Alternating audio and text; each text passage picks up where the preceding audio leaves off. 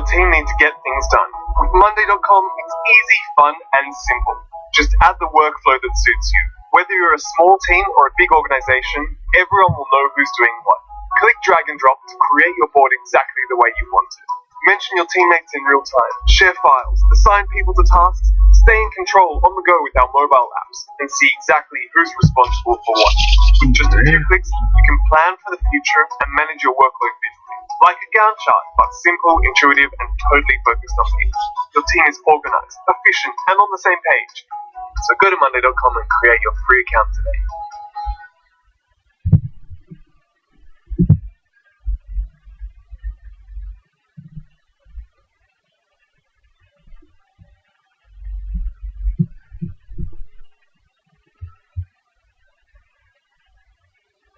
That was pretty fucking heavy, right?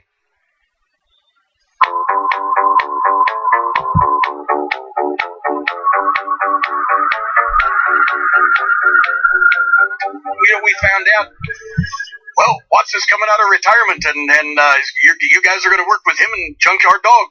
Well, we said, well, Dog is, he lost the loser leave thing. No, he's coming back as Stagger Lee. Okay, great. And I was shitting myself because I'm like, oh my God, because I had just come from Memphis a few months beforehand as being like the junior assistant manager to Jimmy Hart. All of a sudden, we're on top in Mid-South Wrestling, going to these big buildings. I remember, seeing a crowd of like 12,000 people in the Oklahoma City Myriad, and we're in main events, and people are reacting to us. We've got all this heat. People are attacking me left and right, and now we're actually going to bring Cowboy Bill Watts in his own territory, where he's the all-time wrestling legend, along with Danny Hodge, out of retirement, and we're going to face him in the main event at the Superdome. I was shaking like a dog shitting peach seeds, right? This is big. This is big shit. And when I saw the checks, I knew it was big shit. I mean, when you're 22 years old and you're getting checks for better than $4,000 a week in 1984 on payoffs, not on contract, as a manager, that's pretty fucking heavy, right? So I wanted that angle to be good. And Watts gave me the layout, said, the Rock and Roll Express have smashed my face in a cake, and I'm insulted, and I'm embarrassed, and Watson is going to re-show it, saying, I want to see this tape again at the end of the show, and I'm going to come out and get in his face, and I'm going to tell him off, say, this is bullshit, I'm going to sue Mid-South Wrestling, they can't treat me this way. And he just told me, he said, get all over me, and just cut the promo in my face, and he said, basically, I will say, look, don't touch me, because when I lose my words, I get physical, and you're not equipped to handle it. So I'm going to turn and walk away, and I would grab him and turn him back around and start telling him off again. And he'd said, one more, I'm warning you, don't touch me. And as he turned, I grab him by the shoulder to turn him back around, and he comes around and gives me the slap. Now, if you go back and watch the tape, you can see that I had so much stuff. I was airing him out. I was and that's the thing. I threw Joel, his son, in. Your little pimply-faced son, Joel's going to be swabbing out toilets and, with the Adam's apple going up and down or whatever. I had so much material that he tried to cut me off at one point because he thought we were going long on TV, and I was so cranked up. I said, don't interrupt me. You got a mouthful of memories, your brittle old bones can't back them up anymore. And he almost shut up for a second, like he was startled that I would tell him on his own TV show, don't fucking interrupt me, right? Well, I'm on a roll here, Bill. But when he came with that slap, he told me, he said, I'm going to come with it. I said, obviously, and I just, as I stuck my chin out there, I just closed my eyes and I said, this is really going to hurt, and it may break my fucking neck, but at least a lot of people will see it, right? And when he hit me, I was already going with it, and you see me cut to kind of sideways flip, and my feet went up over my head, and I landed sideways upside down on the against the ring and the concrete floor, because everybody knows Bill Watts didn't like pads. And, then stagger and crawl all the way, to the locker room. And the pop was great, and obviously then, of course, the midnight come back out later on when Watts is conducting an interview, and and they kick the shit out of Watts, and we bring out a slapjack, and he gets juice. And as he's going over that, yeah, you guys beat me down with the slapjack, and I'm going to get the color. I'm like, my God, now we're getting into death threat territory. We're going to bust Bill Watts open and leave him laying. We're just making our careers here in this one fucking angle. It was amazing. And even Butch Reed, who was the top single heel, he told Butch, he said, you just hold your hands up and walk away like you don't want any part of this. Even the dirty, nasty, cheating, lying heel that Butch Reed wouldn't want to get involved in this. This is going too far. Yeah, that's one of the best parts. That's what made it. That's what made it, because people took it seriously. They were like, okay, this isn't a wrestling angle. This is real shit. So, that's the way for young, aspiring wrestlers, bookers, matchmakers, managers, whatever. Well, there hardly aren't any of those, but I don't know who we can. That's the way you make not only an angle, but you make somebody's career, whether it be a heel or a heel team or a heel manager that has the talent to do it and carry it. But you think of every little hole in logic of is anybody going to say, sitting there watching it, well, wait a minute, no, that wouldn't really have happened. He thought of everything to fill up every hole in the logic, and everything was totally legitimate and taken so seriously. And not only did we set the all-time gate records, as I said, for every city pretty much in Mid-South wrestling, but also from that point on, and actually Dundee told us that Watts was thinking that after they did that program where he got juice on both Bobby Eaton and Dennis Condrey and then beat him and then slapped me around and put me in a dress or a diaper in front of all those people in the biggest crowds in big buildings, that he was going to finish us up because we wouldn't have any heat left.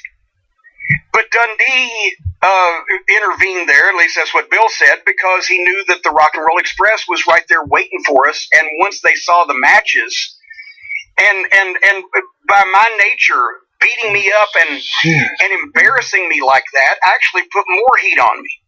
Because then everybody that had seen me in the dress or seen me in the diaper, when we go back to the buildings, they could hoot at me, yeah, Watts got you, Watts did this and that, and then we would fuck Ricky Morton, and they would be ballistic. And we had more riots and more heat after Watts had finished beating us all at every town in the territory than we did beforehand. It was done so well. And then we set more records with the Rock and Roll Express. Never as big as the last Stampede, but since there were more matches and it was a longer program, we drew more money with them than we had with Watts after he decimated it. So it was a masterful thing. But if I have to thank Ed Francis, then thank you, gentlemen, Ed Francis, for giving Bill Watts that inspiration, because we wouldn't be sitting here talking now if it hadn't been for that deal. That thing is so good, and I'm such a mark for 1984 Mid-South. But like you said, the Butch Reed thing's great, because it's not just that he walks away. Bill Watts plays a music video of Rapper's Delight to Butch Reed, and then he's interviewing him, and then you guys attack him and bloody him up. But he slowly walks away, and he turns around to look. It's almost as if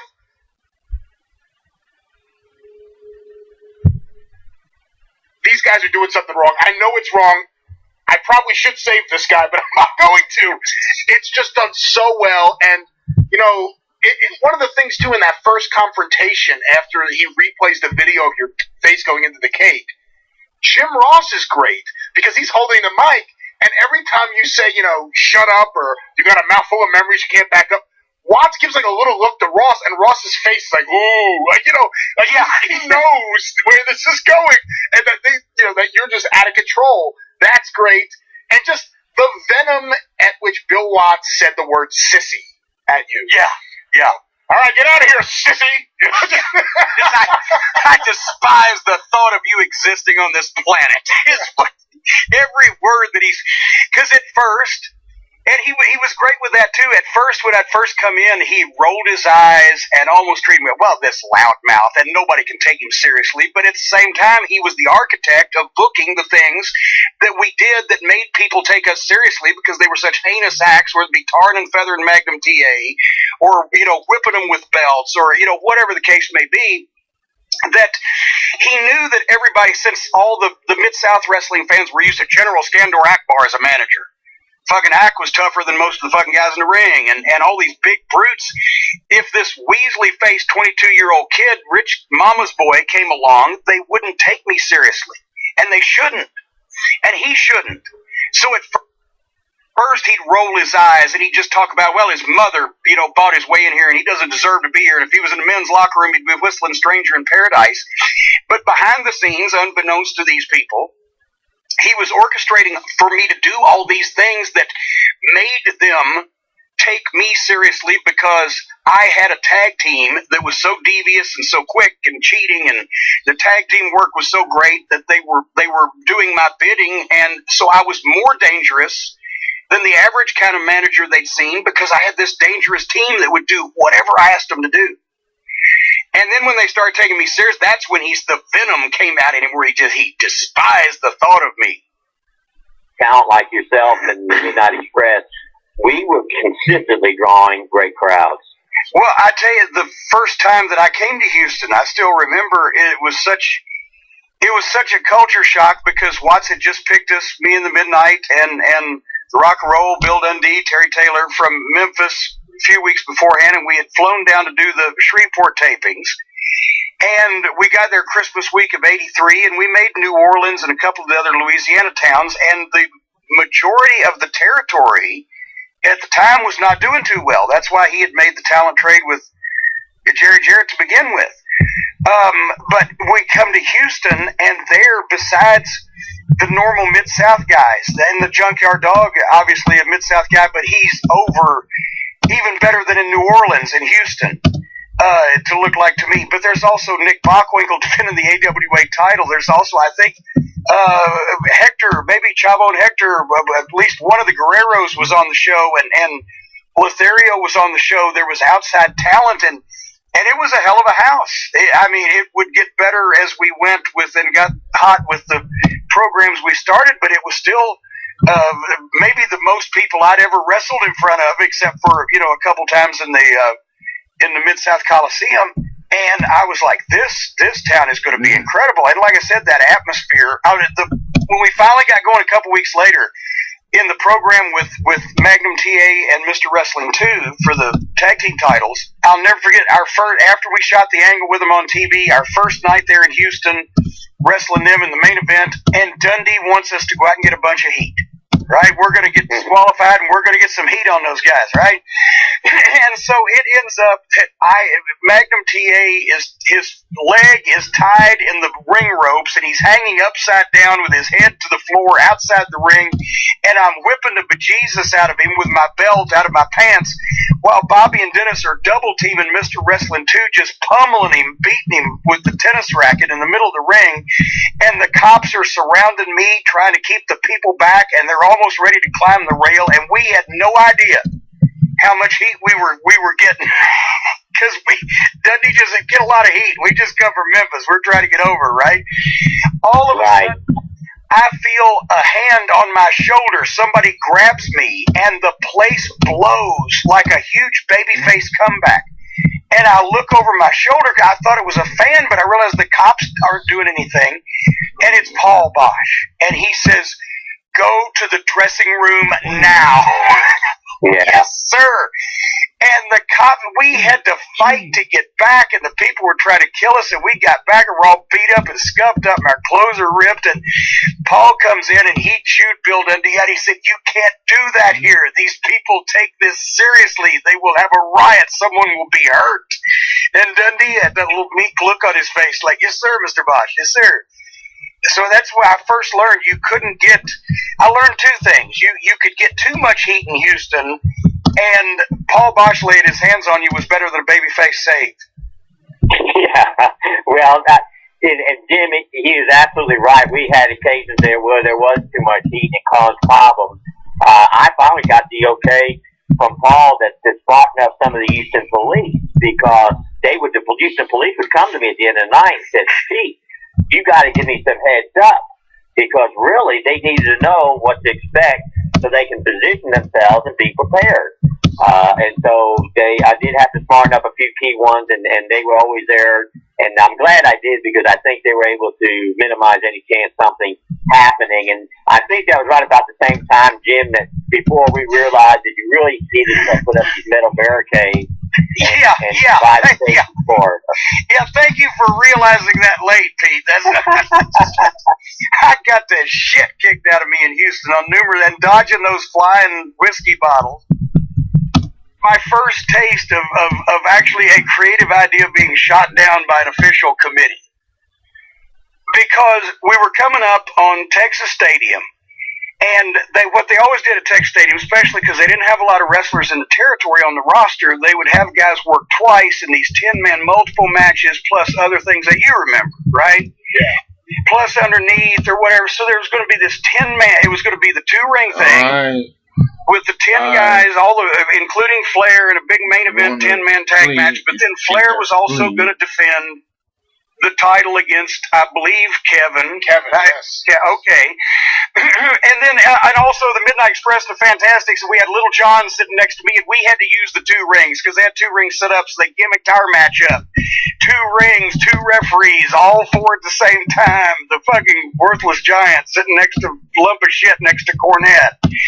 Anyway, they were trying to figure out a finish, obviously, for Flair and Kevin to have without beating Kevin. Because they wasn't about to do that, and they obviously couldn't switch the belt. So they're talking about the double count out again, and they've done the double count out. How many times you seen the Von Erichs and a Von Erich and a Flair in a double count out in that era every time, right? So I'm just thinking, well, what if Kevin makes his comeback and he blasts Flair, and Flair takes a bump through the ropes onto the aprons where the rings are side by side. And as he gets up, he starts stepping into the other ring, and Kevin goes out and grabs him, and they fight for a minute on the goddamn aprons, and then they go into the next ring, and the referee follows him. And then they're fighting, and Kevin's kicking his ass, and Flair takes a fucking bump over the top rope into the middle of the rings again, in between there. And he starts to try to get out by going through the other side to get into the other ring, and Kevin catches him and pulls him back and puts the fucking claw on him. And goddamn Flair's arms are flailing, but they're both standing on the aprons. And the referee starts counting. And he and as fucking Kevin finally puts Flair down with the fucking claw on where the aprons are next to each other. They're technically out of both rings. He's got Flair down with the fucking claw, and instead of going down to count, the referee hits the fucking 10 count. And fucking calls for the bell. And fucking Kevin gets up and thinks and everybody, and they get the pop, and then they assassinate the referee when he raises Flair's unconscious hand.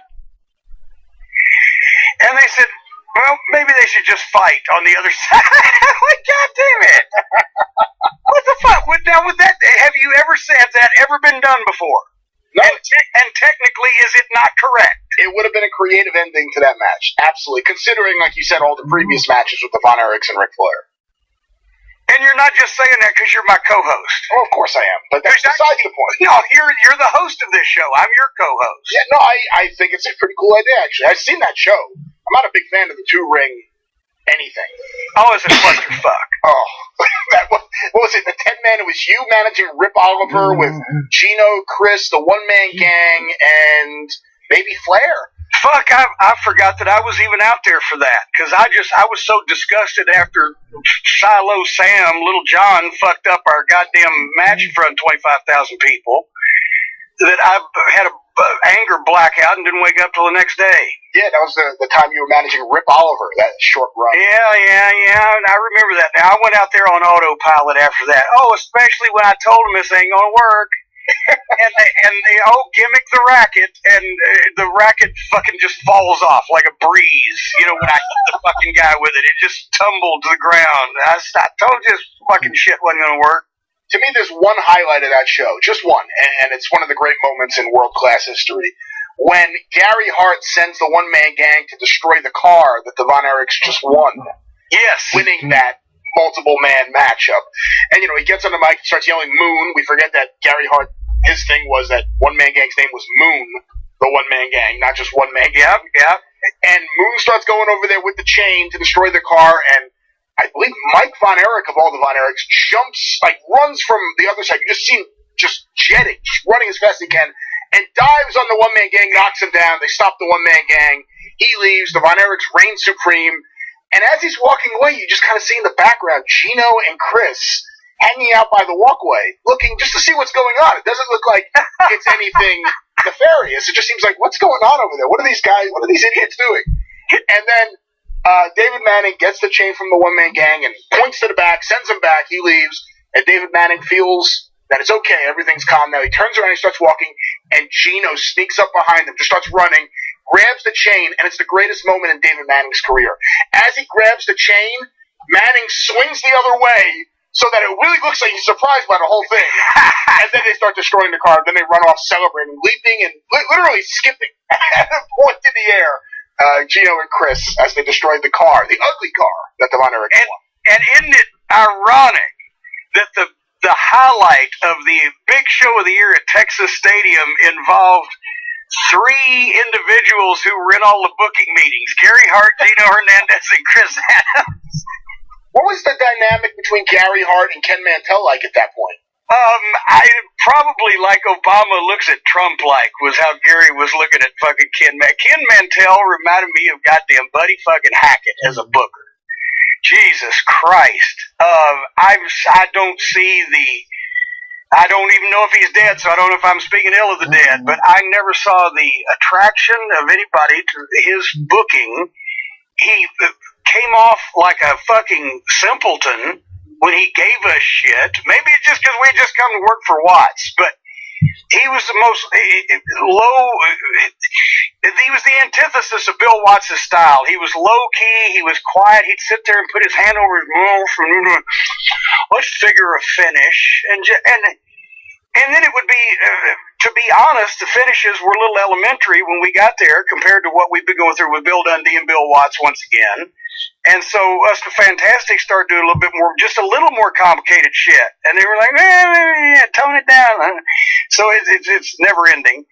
But we just the way he handled the tag team title in 6 months, we went in there and those guys were the tag team champions, Fantastics, but sometimes got beaten on television, just if the title wasn't up, then we go in and beat them for the title.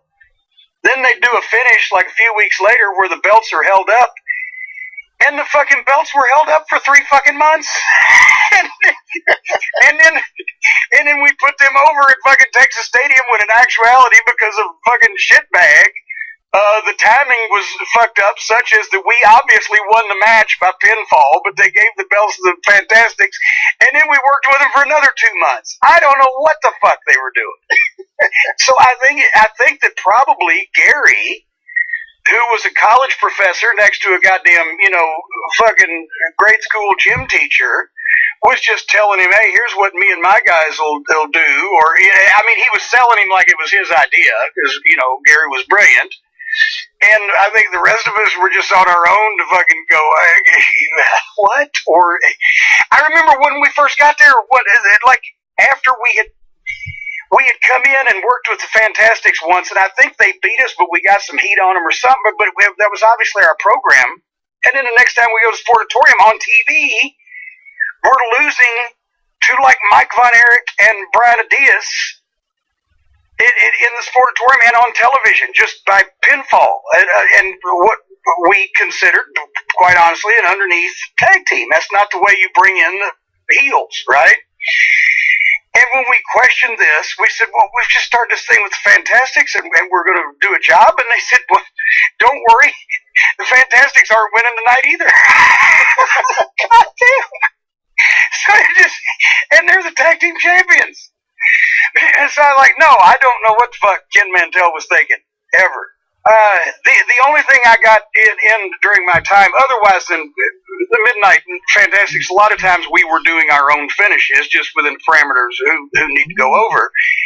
But they actually let me do the thing with Sunshine, where we did the deal at Tarrant County Convention Center, wherein Kabuki came in when I was blindfolded, blah, blah, blah. But we did the promos for 6 weeks, and people, for whatever reason, hopefully because it was good, still talk about that and the build-up that we had, where I would get bleeped every once in a while on TV for calling her something inappropriate, which is what I wanted to do, to look different, and etc. Anyway, that was fun, and then that was my swan song. We started with Crockett, because we got our Texas Stadium payoff.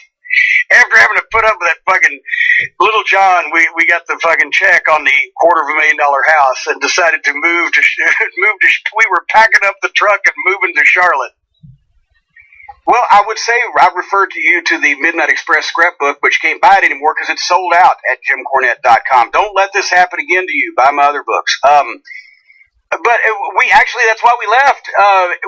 We originally, I don't think Ken Mantell got a good first impression of us because when we were booked in there, I've told the story before, we had already been asked to come to the Carolinas by Ric Flair and Dusty Rhodes and accepted and talked to Jim Crockett personally and said, we will come to the Carolinas because we weren't told when we were finishing in Louisiana, Mid-South Wrestling for Bill Watts, that we were being booked to Dallas. We were told we were finishing, so we took the booking that we'd been offered on a standing basis, which was to go to the Carolinas. And then they said, oh, no, we want you to go to Dallas and work with Von Erich so we can still get you back on dates for the Superdome and the Oklahoma shows. You'll be right next door. You just move over to Dallas and put the pressure on us. And when we went in the first time to go do television there, we told Ken Mantell, the booker, we think we're going to go to the Carolinas. But we ended up coming there because Bill Watts asked us to. So we spent 6 months on the wayside, as they say, stopping over in Dallas. It was a paid vacation, basically, where we only worked 5 or 6 days a week only, and we only traveled maybe 1,000 or 1,200 or 1,500 miles in the car because we had Southwest Airlines. I digress. Point is, we went to fulfill the debt that we owed to Bill Watts and Mid-South Wrestling. And then, of course, as soon as we'd been over there for a couple months, then Fritz and Watts got mad at each other, and they'd run the Superdome, and we'd be at the rodeo arena in Texarkana. But anyway, we worked a program with the Fantastics to answer the question, and assumed that since we'd come to the territory, we were going to give it a chance, and we had great matches, so they say, with Fantastics. But the problem is we were there 6 months, and in that 6 months, we only worked on the other side of the ring from the Von Erich boys about 3 or 4 times, maybe. It was a long, ongoing program with Fantastics, and while we loved them, and we enjoyed the matches because they were the best that you could have, whereas Dennis Condrey said working with the Von Erichs, honestly, was like being in a friendly street fight. That one that you knew you were going to win, but you were still, the other guy was actually still trying because they were not smooth, but they were believable. And that's why they were over. And if you worked with the Von Erichs, you made all the money. And the whole time we were there, the one-man gang, Gino Hernandez and Chris Adams, and the manager, Gary Hart, they had those spots sewed up because Gary knew, even though Ken Mantell was the booker, Gary had been Fritz's booker before, and he was a genius in the wrestling business, and he knew where the money was to be made in that territory. You come in and you instantly manage the guys that are fighting the boys, and that's your money spot. And so nobody was going to crack those fucking spots.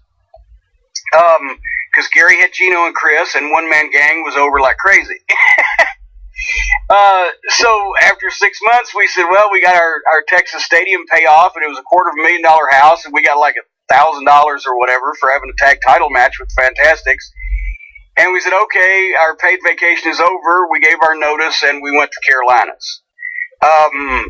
If we had worked with the Von Erichs, truthfully, we would have done some business because Bobby and Dennis at the time, besides the fact that I'm not speaking ill of the dead, but they were better in the ring than Gino and Chris, to be quite honest.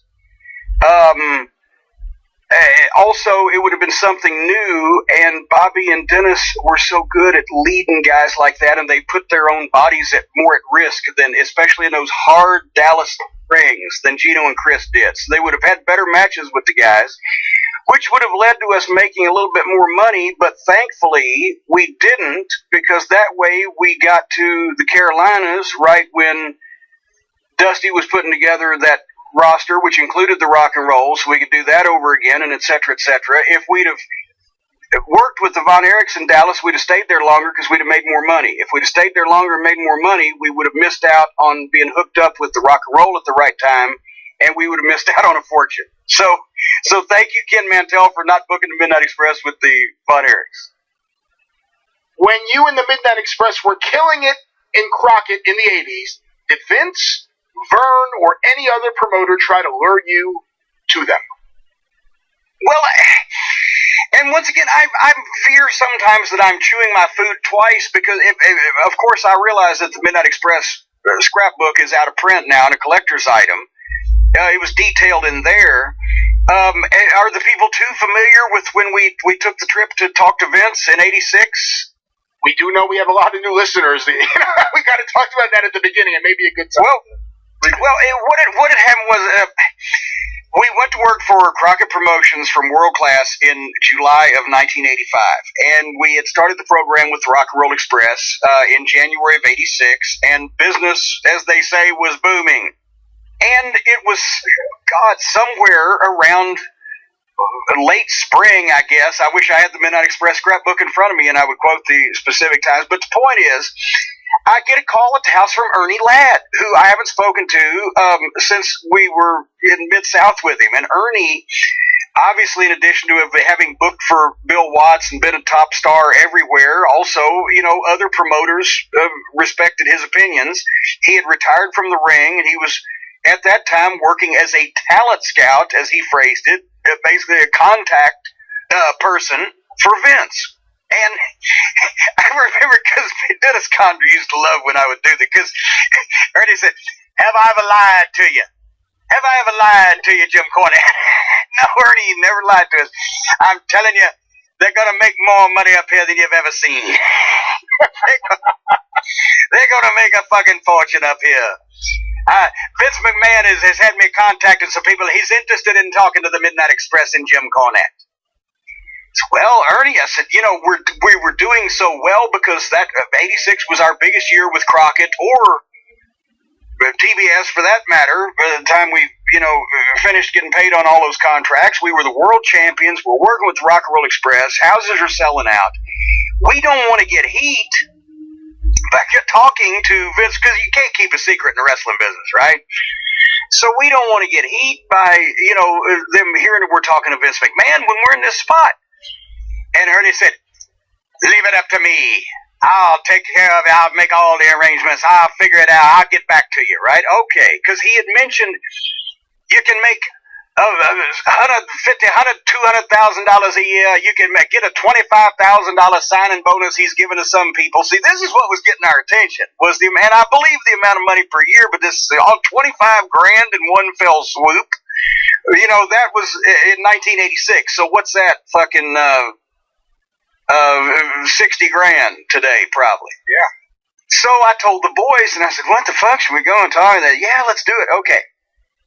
So as it evolves, I talked to Ernie a time or two again, and we set it up to where on like the one day off we have that month, where we don't have to be at a show or whatever, and we're in town the night before, because Charlotte's an airport hub. We're going to fly from Charlotte to New York. They're going to pick us up and take us to a hotel, not to the WWF office in Stamford where people would see us, but to a hotel, and Vince is going to meet us there. And at that point, we figured, well, all this stuff that Ernie's talking about, because, he obviously praised Bobby and Dennis as a team because he'd worked with us in Louisiana, and I'd managed him. He'd worked six-mans, etc. And the money he's throwing around, so we figure he's going to tell us something about, hey, we love your guys' work. We would like to figure you into our championship picture, or Ernie has mentioned we're giving out signing bonuses or anything, right? But that's not how Vince now I know it's not how Vince works. But what happened, they take us to the hotel, nice hotel there in Stamford, check us in, we're in the room, we wait for Vince, here comes Vince. And we have the meeting. And as I recounted in the book, he basically spent a lot of the time talking about this was the new line of action figures, but they didn't call them action figures then. They called them dolls. We have a line of dolls that are just starting to come out that is going to be so successful, and we're thinking we're heels. Why would we want people to buy dolls of us? This does not compute, right? And we didn't know there was going to be $80,000 checks over fucking dolls, but nevertheless. He mentioned that, because he looked at Bobby and Dennis because they both had gigs on their heads, and he said, "We don't do that up here anymore." And that was like, what the fuck? It's not preferable that we cut our heads, but how do you get any heat, right? We're thinking, holy shit. And we'd seen the kind of the TV show. We didn't do 8-minute matches, and we were getting over with a completely different style in a completely different place. It was drawing big money, and he didn't offer us any money. That was the main point of the whole talk. He gave us the opportunity to make more money, which is a big line with Vince, to make more money than you've ever made, trust me, but didn't talk about how much we might make, who we might work with. Are we in the title picture? You've got a bunch of teams up here. Who do you say, how would you handle us? We're obviously going to be heels, blah, blah, blah. Nothing. And I'm thinking, now I got to compete with not only Bobby Heenan, because right now I'm pretty good. JJ's in the office, and I'm the pretty much the loudmouth manager, and I'm in a good spot. But now I'd be competing with Bobby Heenan, Jimmy Hart, and 6 other managers for TV time. And then he took us to the hotel restaurant and bought us lunch, and then he got into a car that I swear to God, John Steed in a 1967 episode of The Avengers should have been driving. Open air fucking like 30s Bentley or whatever the fuck, and fucking drives off out of the parking lot, and we're like, he didn't offer us a signing bonus. He didn't, besides the opportunity to make more money than ever, there was no figures mentioned. Dolls were heavily figured in. And, we admire your guy. Now I later know he'd never seen us before. He was relying on Ernie to say these guys are a great tag team, just like, because he was very broad in his praise. I've heard a lot of great things about you, but never, boy, that match, I found out later, of course, he doesn't watch anything. He never sees anybody beforehand. So, Vince was collecting, all the top talent at that point that he could, and Ernie's making suggestions, so he was trying to follow through on it, but he didn't specifically want us as much as he wanted a team that was drawing that much money for the other guys, or just to have us, right, in one place. We ended up prospering, staying where we were, because we were making great money, and the schedule, even though it was horrible for Crockett, it was even worse in those days for the WWF. That's why the guys were all on various forms of shit. And also, it was the style that we were, both of us, as a tag team and as a manager, were able to get over better. They didn't want guys to have real heat and have people fucking grabbing them out of the crowd in the WWF at that point. So I would have had a tool taken out of my toolkit. So we made the right decision, and Vince didn't miss us, because they did very well. And I don't know that the Midnight Express versus Demolition in front of the 86 WWF audience would not have nearly gotten over, nor would we have looked as good coming out of it as the Midnight Express and the Road Warriors did in the 86 NWA audience. No, I think the dream is more Midnight Express Bulldogs. That's the one I wish we could have had. And then I just realized the other day, I saw it on the internet, so it must be true. No, the footage was on there that they actually, that show that they promoted in Kansas City when All Japan came over, and co-promoted it, they had a Rock and Roll Bulldogs match. When the Rock and Roll was on an out period with the NWA that year. And that's cool. I envy those guys, because I would have liked to have, I would like to have had probably of all the modern tag teams, the Midnight Express and the Bulldogs in their day, except I would have rather had the Stampede Bulldogs when they were honestly realistic size and could really go, rather than when they were blown up with air hoses WWF Bulldogs. If we're going to get the whole Dynamite Kid experience, let's go when he can still move well.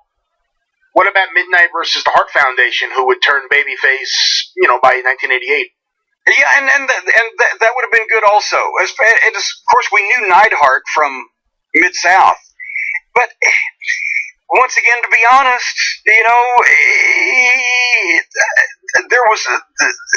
Neidhart was not a dream opponent. He was just on the team. I'd like to have seen both Bobby and Dennis and Bobby and Stan later on against Bret Hart. Here's what happened. we get to the Greensboro Coliseum. We've been looking forward to this, the first ever live Clash of Champions. We've got our best opponents, the Fantastics. We can have a tear down the house tag team match on this card with Flair and Sting and all the top stars of the NWA. We are going to go out there and we're going to have a match, right? And we get there and find out, because of all the matches, a 2-hour show with commercials, because of all the other matches on the card, and because Flair and Sting got to go 45, we have literally, for entrances and our match and the angle afterwards where we whipped Bobby Fulton, like 9 minutes. And we said, what the fuck? How in the world are we going to have a classic, memorable tag team match with an angle and entrances and everything in 9 minutes? We were used to going 20 at least every night, and on the pay-per-views, or the big shows, we get more than that. So we said, fuck it. Let's just make it wild. Let's go back to Memphis. And that we basically sat down and said, okay, we're going to go out first. When the Fantastics come out, we're going to fucking jumpstart it. And we're going to fucking fight. And then we had the cutoff spot, the double goozle on Tommy Rogers for the heat. And then Bobby gets the fucking tag. And then he makes a big comeback, and then that's Dusty's finish, was the first referee gets thrown over the top rope, second referee slides in, counts the pin, first referee comes in, says no, no, no, and then we fucking jump the Fantastics and knock Tommy out of on the floor and whip the shit out of Bobby with my belt. That's what we had going out there, because how the fuck could you call okay? Now, as soon as fucking we knock the table down on the floor, Bobby will bulldog Tommy Rogers on the table, and he will go blind.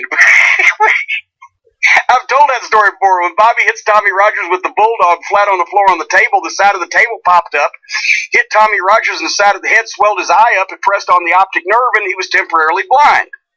So they roll Tommy in, and Stan goes to shoot him off, and Stan says, "Are you okay?" And Tommy says, "I can't see." And Stan says, "Okay, drop toe hold elbow." And he shot him off, but he never let go of him. He guided him to the ropes, brought him back, drop toe holded him, and then Bobby. None of that stuff was called. I called the table spot, the first one, when I said, "There's that table sitting there they're going to use for the judges. There's nobody at it." I told Bobby, I said, I think it was Bobby that threw him, I said, "When you get in there, grab Tommy, throw him in a fucking table."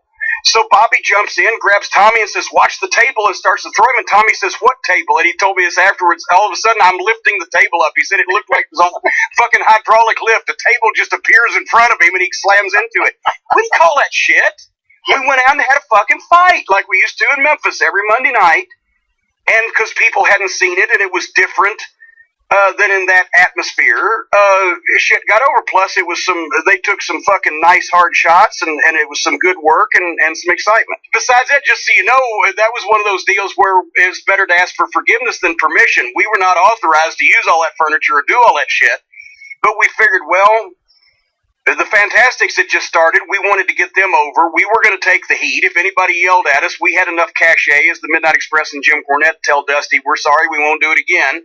But the match was so good, second only to Flair and Sting. And actually, Flair and Sting won, I think, both Matt Watch and Wrestling Observer Match of the Year awards. And I think the Fantastics Midnight match on the same show was second on Matt Watch and maybe third in Wrestling Observer or whatever. But it was so good, who's going to yell at us? I told Paul Lee when we were doing the thing, I said, "You're the only person that could turn me heel." I said, "You could turn fucking Attila the Hun and Genghis Khan fucking babyface." So so I always knew Paul was good. He could cut a great promo. He was aggravating. He never, and this is coming from me, and I was no Bobby Heenan, but he never mastered the physical aspect of the business. Let's just say it was hard just trying to beat him up sometimes physically.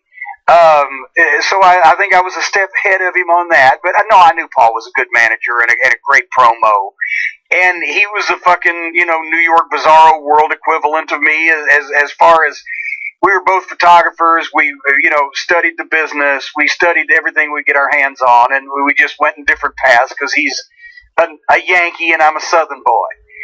But it was great working with him because I had an antagonist. The whole thing wouldn't have worked. The program was designed, obviously, for them to be the heels and us to be the hometown team, and not forever. Obviously, we knew we'd have to switch back one day, but we would have liked to have worked longer with them in the program had it not been for 4 booking regimes in 3 months in WCW in that turbulent time, and it just killed the thing, which you can read about in the book, available at JimCornette.com. But eventually we knew we were going to turn back, but for that whole thing to have worked, I had to have somebody across the ring from me. That was the whole idea. They were the evil version of our team that now the people had come to like because of our interaction with Tully Blanchard, Arn Anderson, and the Horsemen. So I wish we'd have got longer, but eventually I knew we were going to have to turn back, and I didn't mind Paulie being there because he wasn't going to manage my Midnight Express, and I didn't care what else he did. And I'm sure he was probably figuring out a way to boot me out the door so he could have all the limelight to himself, but that was not a big worry in my mind. It's interesting to look at how everybody on those sides reacted once they knew that the business was not good. Even though it still kind of looked good on the outside, they had gone in the hole on money they'd committed and et cetera, et cetera. It looked like the crowds were still half-ass there. Everybody reacted in a different way, and we can kind of pinpoint when we know that Crockett figured out that he was in trouble because of mine and the Midnight Express's contract negotiations, as you said before we went on the air today.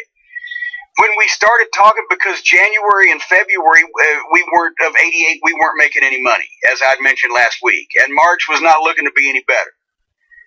And we were on contracts of $100,000 per year minimum guarantee at that point, but that had not been an issue because we'd always made well over that with Crockett. But all of a sudden, we're making $6-7 grand a month, and it's looking like it's headed downhill. We didn't have anybody to work with.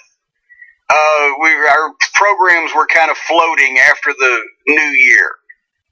So somewhere around the middle or the end of March, we started negotiating with Crockett, and he was convinced that even though the pay-per-view attempts had been sabotaged, Turner Broadcasting was going to help them get on pay-per-view through Turner Home Entertainment, and they were still counting on this television revenue.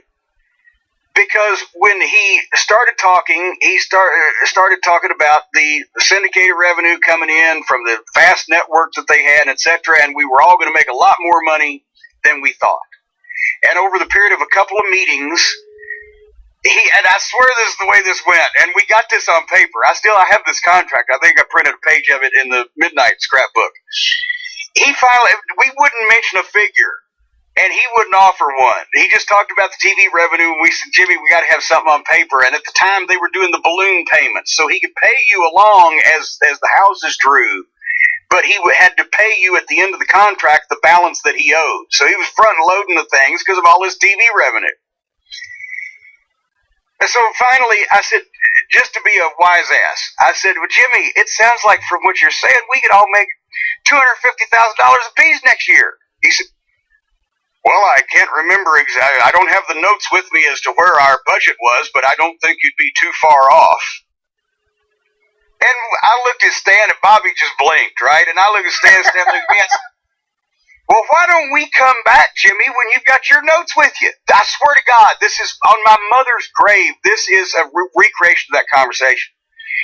And he was being so smug because he knew he was about to have a lot of money coming in, and he was going to be, running this fucking big talent roster, and et cetera, et cetera. So we reconvened the following week when we were back in Charlotte after promos, and he said, well, I had you guys figured in at the level where you'd be making $200 grand a year apiece. And I swear to God, my first words out of my mouth were, Jimmy, well, fuck, we said 250 and you said 200. Why don't we just say 225 and call it even?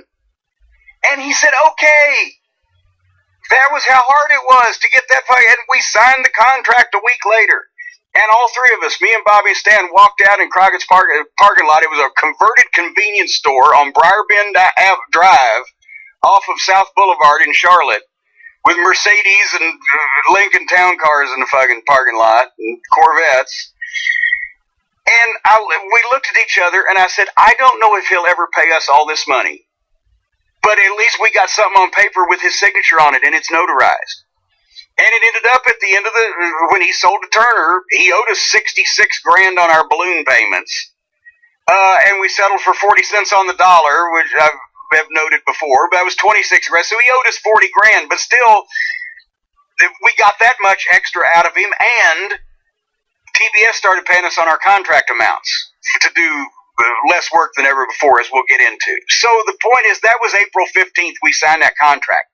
And I've always wondered, he may have either found out just right afterwards, because they were negotiating, I believe, with Tully and Arn, and he cut that off for new deals. So he either found out right after he signed ours, or maybe he found out a couple of days before. Maybe I've always underestimated Jimmy. He's like, fuck it, I'll sign this. I won't have to pay him, but goddamn somebody might. Whatever the fuck. I don't know. But it was sometime around, April-ish that Jimmy found out that they were a couple $1 million in the hole because of this money that was not coming and all these other things that had happened, and the reduction in the house show business and etc. Me and Tully went back and forth, who's going to be the heels? And as strange as it sounds these days, we took pride in that we could get more heat than anybody. The Midnight Express and Jim Cornette, we started riots. We caused people to hit the ring. We took pride in that we could cause more riots, but so did Tully Blanchard and Arn Anderson and J.J. Dillon. They wanted to be the ones that caused more people to hit the ring and more riots and more fucking, blah, blah, blah. So there was some conversation between me and Tully. Hey, you think you're going to be the heels? We're going to be the heels. No, we're going to be the heels, blah, blah, blah. And then it was decided by Dusty Rhodes, because he painted us, the Midnight Express and myself, in the babyface role with the way he orchestrated the angle, but it all worked out because we made tremendous money. The matches drew. The gates were incredible. And for the period of time, 6-8 weeks, that we worked that angle until Tully and Arn, for reasons that have been told elsewhere, went to the WWF. We were making a ton of fucking money. We were drawing huge crowds. We were having great matches. But we were the baby faces. Because it was booked that way, because Dusty sensed that he needed to keep Tully and Arn and JJ, his top heels. He needed to keep them heel, but the people would probably like the Midnight Express and Jim Cornette because of their performance, because of the quality of the matches that we had. If we were put in the position where we were the ones attacked, where we were the ones jumped in the locker room, where we were the ones that were wronged, that people would take us as the baby faces. And once we saw that that's how we were going to be presented, then we took that and ran with that also, and tried to get the people behind us as much as possible without actually turning babyface. That was the fucking way you did things. You saw what the booker was going to goddamn do, and then you took it and ran with it to get yourself over as much as possible. So for that period of time, and that's still my one regret in the NWA run, that we didn't have 6 months with Tully and Arn and JJ. We only had 8 weeks. And if we had had 6 months, it was already drawing more money than we did with the rock and roll, and it would have been bigger, because back then you built to the big house. The big house wasn't the first match. The big house was the last match. And JJ and I already had ideas for the blow-off and etc. And it didn't come to that. But point being, to answer the question, heel versus heel matches can always draw money if they're done the right way with the right people. And ours did. And I used a lot of what I saw when I was a kid, when I was a fan, when I was 12 years old, in the Tennessee territory, to augment Midnight versus Tully and Arn, which was the program that was not to be, but while it was, drew more money than even the Midnight and Rock and Roll. When it comes to the Horseman feud, do you remember, because I don't, the very first time you referenced JJ and the Horseman in a promo, was it in the studio? How did the crowd react? I can't remember whether it was in the studio or on syndication, but obviously Dusty told me just plant a little seed, and it was something along the lines of, how many teams that we had beaten. We'd beaten everybody, and the only team we hadn't beaten is the Horsemen, because how can you beat somebody when you never get a match with them? And then people kind of, whoa, because normally we've always been complimentary to all the Horsemen and the other heels, and me and JJ had always been buddy as managers and everything. So that kind of got the people perked up a little bit, and then I think JJ went out and made a snide little comment about, the Midnight being the U.S. Tag Team Champions, and they stay with that level of competition instead of trying to talk about the big boys, and then off we go. And it was a match they hadn't seen before. So that was, a big attraction. It was the two really teams that had been presented as the top teams over that whole previous, 3 or 4 year period in Crockett Promotions, with the exception of the Road Warriors. They never had seen a match. The promos were off the chart with me and JJ and everybody, Tully and Arn, everybody, well, not a lot of people, but we told them. And it was believable because it was true that Arn and Bobby were best friends in real life, and the fans had seen them, traveling together in some cases. So it all worked. And then, of course, we got those, 6 weeks of enormous paychecks, and then Tully and Arn left, and we're, oh, fuck. I just, for the first time in a long time, I saw it on YouTube and I watched it the night you guys in Philadelphia won the tag team titles. That is available, by the way, on the Midnight Express Wrestling Rarities DVD at JimCornette.com. But go ahead. The crowd pop is so remarkable. What did you guys think in that moment? Did you expect the Philly crowd to go that crazy for you guys? Because they always did like Tully and Arn also. Did you expect it? What were your thoughts in that moment? Well, no, actually, I expected it for a couple reasons, because they liked all of us. The Philly is the first place that Midnight got popular as baby faces. Even when we were heels, we were starting to be baby faces. Then we switched baby face, and they didn't like it that much. They liked us better when we were heels, because we were, as baby face, we were getting trounced a lot. But I knew that if we won the World Tag Team title from Tully and Arn after a great match in Philadelphia in front of a crowd that size, and the people realized that they were seeing something they pretty much knew they weren't supposed to see, that they would blow like crazy. What I didn't count on was that it'd get better, because, we did the double pin thing. Yeah. And I think it was, did Tully have Bobby but Stan had Arn? It was something like that, and again, something like that. In terms of context, fans of the NWA had been kind of used to getting screwed on finishes for a little while, so that's what they're expecting, you would think. Well, and the double referee thing. But it was a double pin, one of the Horsemen up and one of the Midnight up, and 1, 2, 3, boom, and the second referee comes in, and people think it's gonna fucking be another fuck finish, and then so they popped for the 1, 2, 3 when the Midnight jumped up. They were like, yay! But when both referees raised the Midnight's hand, finally, it was a huge pop. So it was like big pop followed by, oh shit, bigger pop. It was a pop, and then as soon as you guys actually held the belts, as soon as the belts were handed to you, they realized, holy shit, this is real. This is really happening. And then it got louder as farther away from the ring we got. When we left, the farther away from the ring we got, they were louder because they're like, shit, they're getting away with it. So I knew it was going to be a big pop just from where we were and what the match was going to be like, but I didn't know it was going to just, people were going to go bonkers. And of course, we took that huge momentum to that match. The match was never on TV. People never saw that. That's a handheld video camera from the crowd, because they didn't have a camera there to tape it that night, because Tully and Arn gave their notice, and Dusty said, all right, we're putting the belt on the Midnight. And Tully and Arn have said that if we hadn't been working with them that night, they would have had to change it, because we were the only ones they were going to drop it to. But the people never saw it on TV. We show up on TV and talk about it, and we're over like Rover for about 3 weeks until then the Road Warriors pummel us so that they can turn heel, which didn't work. And here we go.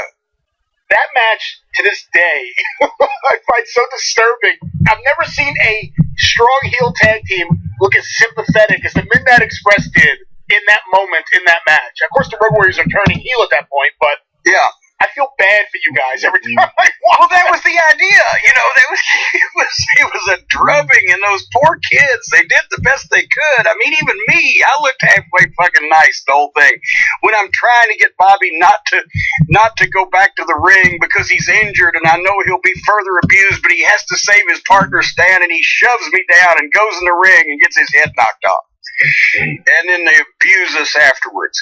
But that was what we were going for. We were told we want to go out. The Road Warriors are going to turn heel. They're going to do this in dominant fashion. They're going to jump you guys and never give you a breath. But we got to tell this story. You guys have to be sympathetic. And it was New Orleans, a downtown municipal auditorium where people had seen, the birth of the Midnight Express. We say you guys have to be sympathetic so the people will be mad at them, and that's what we did. But then, of course, the people still, and I wasn't knocking the Road Warriors when I said that didn't work, because they were too over. Nobody wanted to boo the Road Warriors. They tried as hard as they could to make the Road Warriors heel. They turned on Sting. Of course, they stabbed Dusty in the eye. Hey, back to the match with Arn and Tully.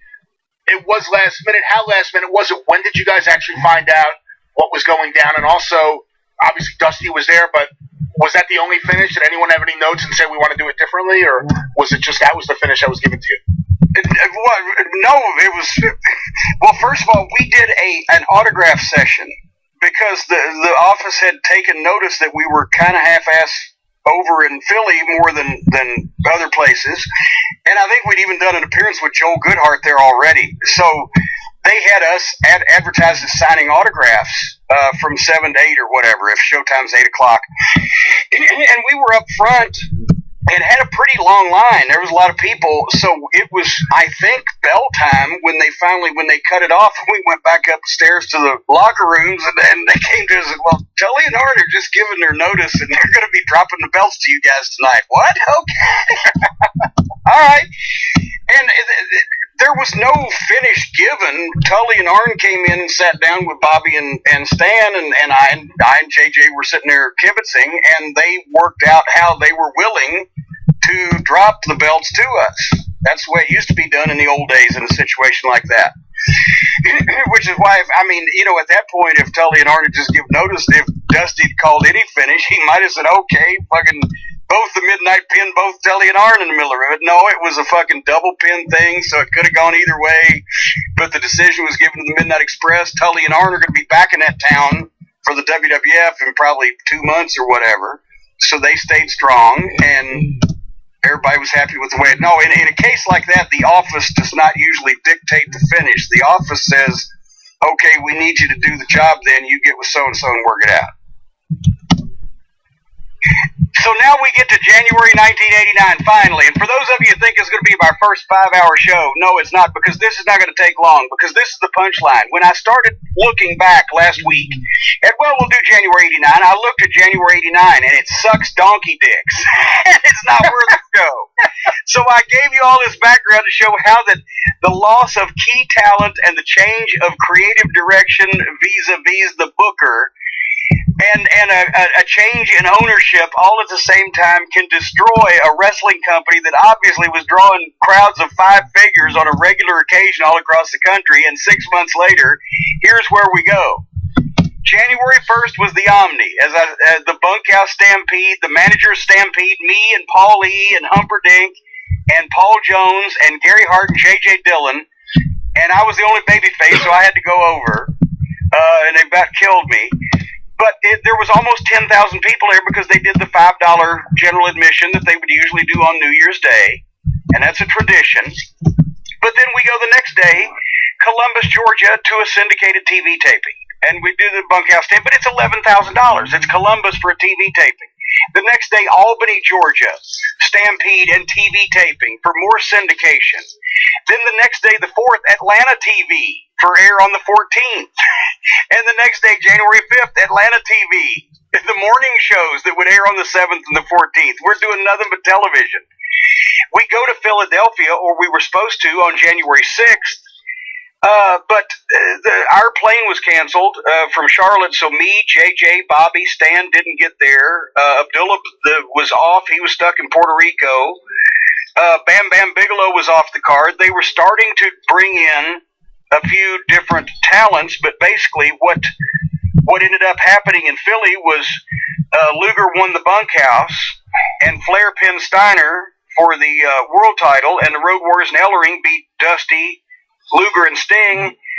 But that house was apparently, because they had a snowstorm there, so that house was brutal, right? Like 3,000 people or whatever. But then in Baltimore the next day, the bunkhouse stampede, $63,000. Then we go to the next day, January 8th, Fayetteville, North Carolina, in the afternoon, does $6,000. And Greensboro that night, I don't even have the house recorded, but it was the bunkhouse stampede. Once again, remember last year, wasn't it $100,000? 2,500 people. Flair versus the Junkyard Dog for the title. Luger won the bunkhouse. I won the manager's battle royal, but all of us, just all these things happen at the same time. The interest has evaporated. January 9th, we go to Greenville, South Carolina. Now think about this for a second. Greenville, South Carolina, that's done $100,000 in the past. They did $60,000, as you recall, a few months ago, right? The match was me, Stan Lane, and Bobby Eaton against the Road Warriors and Paul Ellering. That's the only. I don't even have the record of the rest of the crowd, or the rest of the card rather. But the house was $3,000. So I mean, we weren't just the only match. There was a whole card around us. $3,000, and because the Road Warriors were supposed to be heels, but now maybe they're not heels anymore. They got to turn them back against the babyface Midnight Express that's supposed to be wrestling the original Midnight Express. We have no fucking. The booking just went south, right? Columbia, South Carolina for the bunkhouse stampede does $23,000. Then Bassett, Virginia.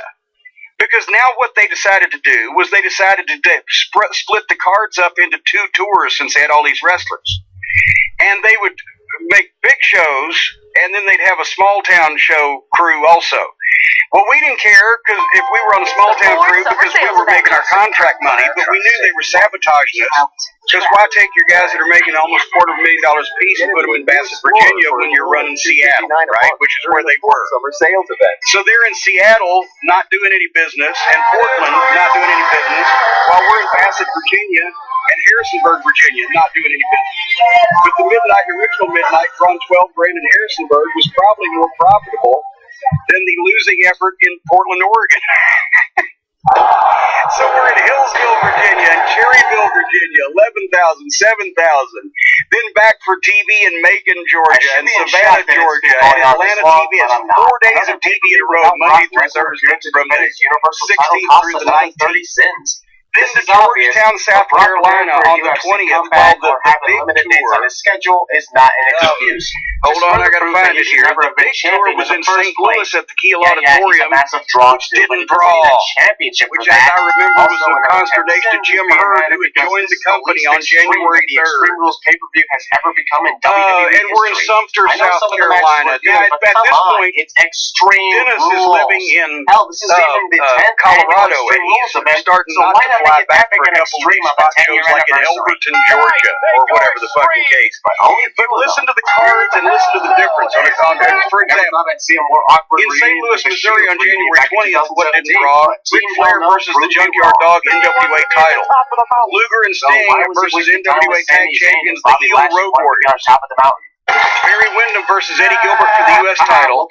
Steve Williams and Mike Rotunda versus Rick Steiner and Dick Murdoch. And Abdullah the Butcher against Steve Casey and Michael Hayes against the Dual Connection. That was in St. Louis. Undefeated.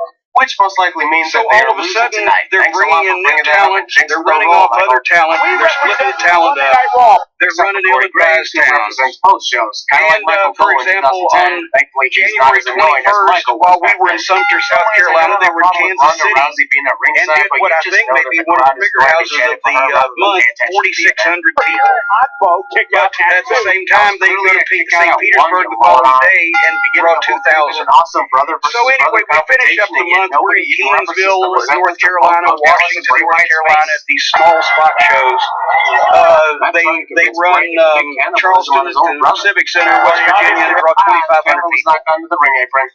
Richmond through 3,000 people. On January 28th, Richmond, Virginia threw 3,000 people in the same building where we had just sold out in September. In 4 months. And we were actually on that show, the original Midnight. That's one of the only original Midnight matches where we actually both of it, because we both drove me and Paulie to get there. Because they still weren't flying the managers to a lot of these places. That was Michael McGillicuddy, which they ended up starting to do in February after they already killed us off. But at any rate, that's where it counts. Richmond, $36,000. $36,000. Norfolk, the night before, Norfolk, Virginia. Remember the Scope, the Starcade, it did $150,000 the month before. Thing for the ending of all matches at each pay-per-view that I will no longer qualify.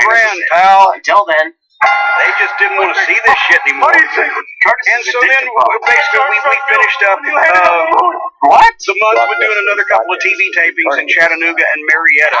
And the house show business plummeted from there, because there's where they brought in, right at this time, George Scott came in right at the end of the month.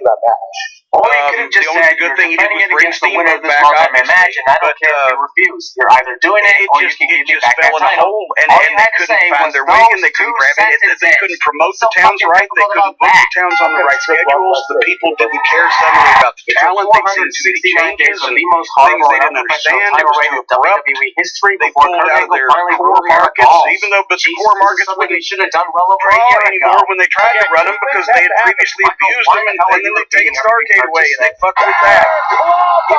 It was bad too enough much hearing change boss too type quick, for every and ill-advised people on all parts of doing it. But we seriously got to hear that's how Michael you Shell dismantle Club is here for a every fairly hot fucking wrestling promotion in 6 easy months. Signing up that Baron Corbin is basically Now you just see why I didn't want to do a whole show on just on January? Almost the exact same fashion as Kane did. This is ridiculous. Starcade 89 this during the Iron gang of Team Baron tournament. demanded that he be announced as You wanted Stephanie to McMahon's put that personally express appointed in the constable on Monday Night Raw.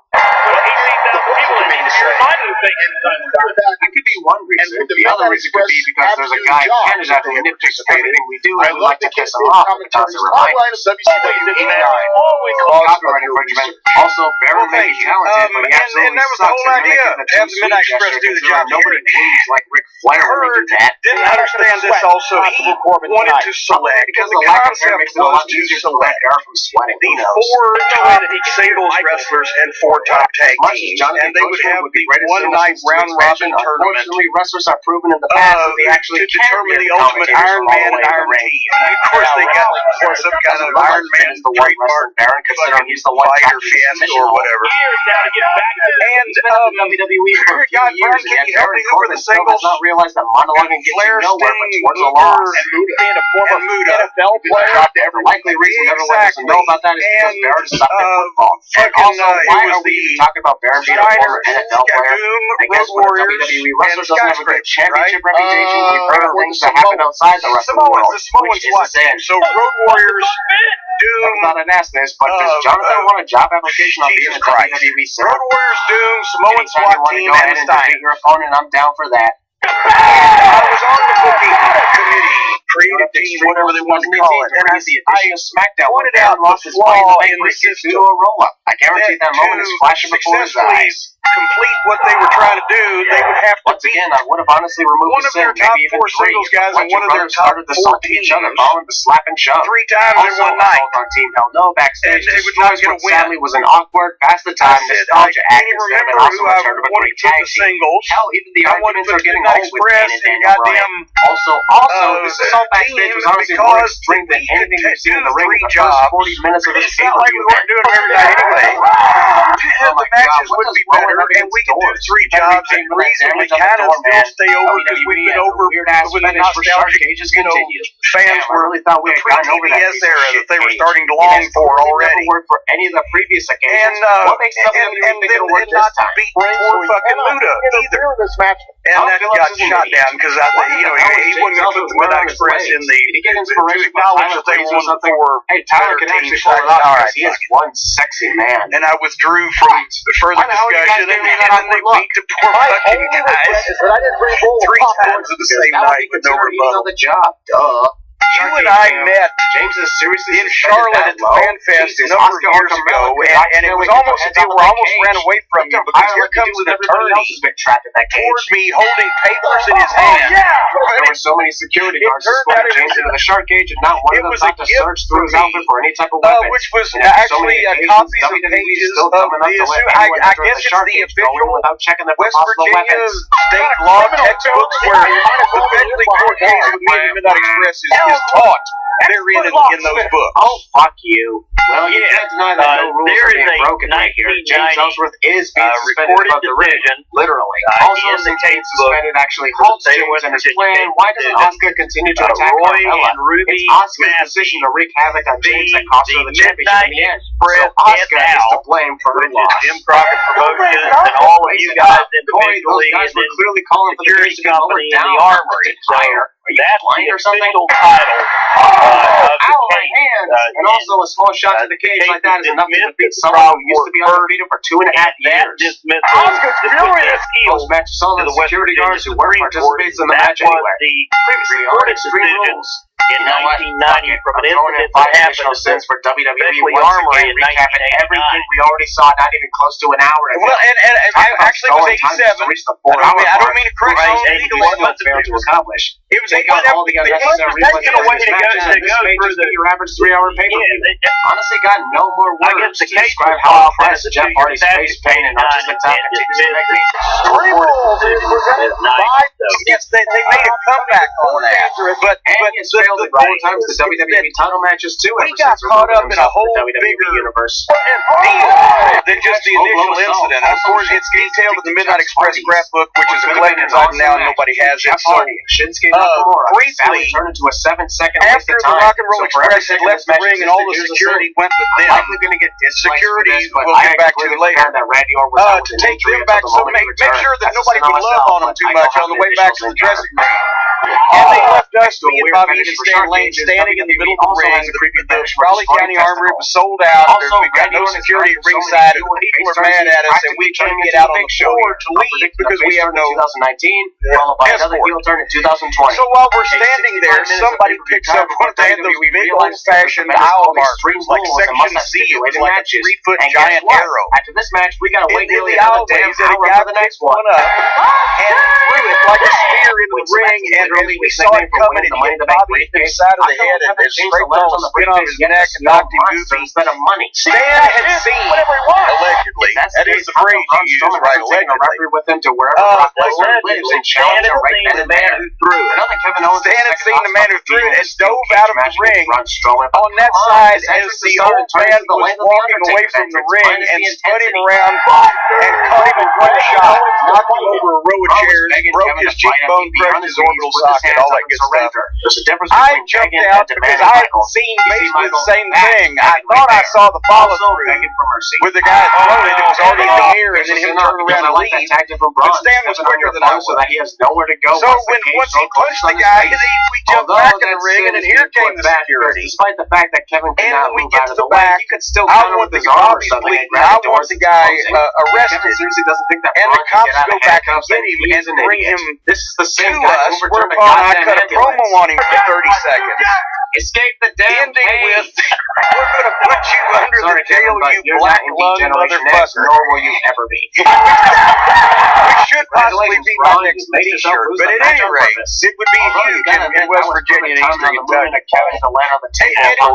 That was our involvement. We found out the guy claimed he wasn't the one that threw it, and Stan punched him for no reason, and he sued everybody in sight. It's literally been 15 minutes since this Nobody, moment none of happened. the witnesses could agree on anything.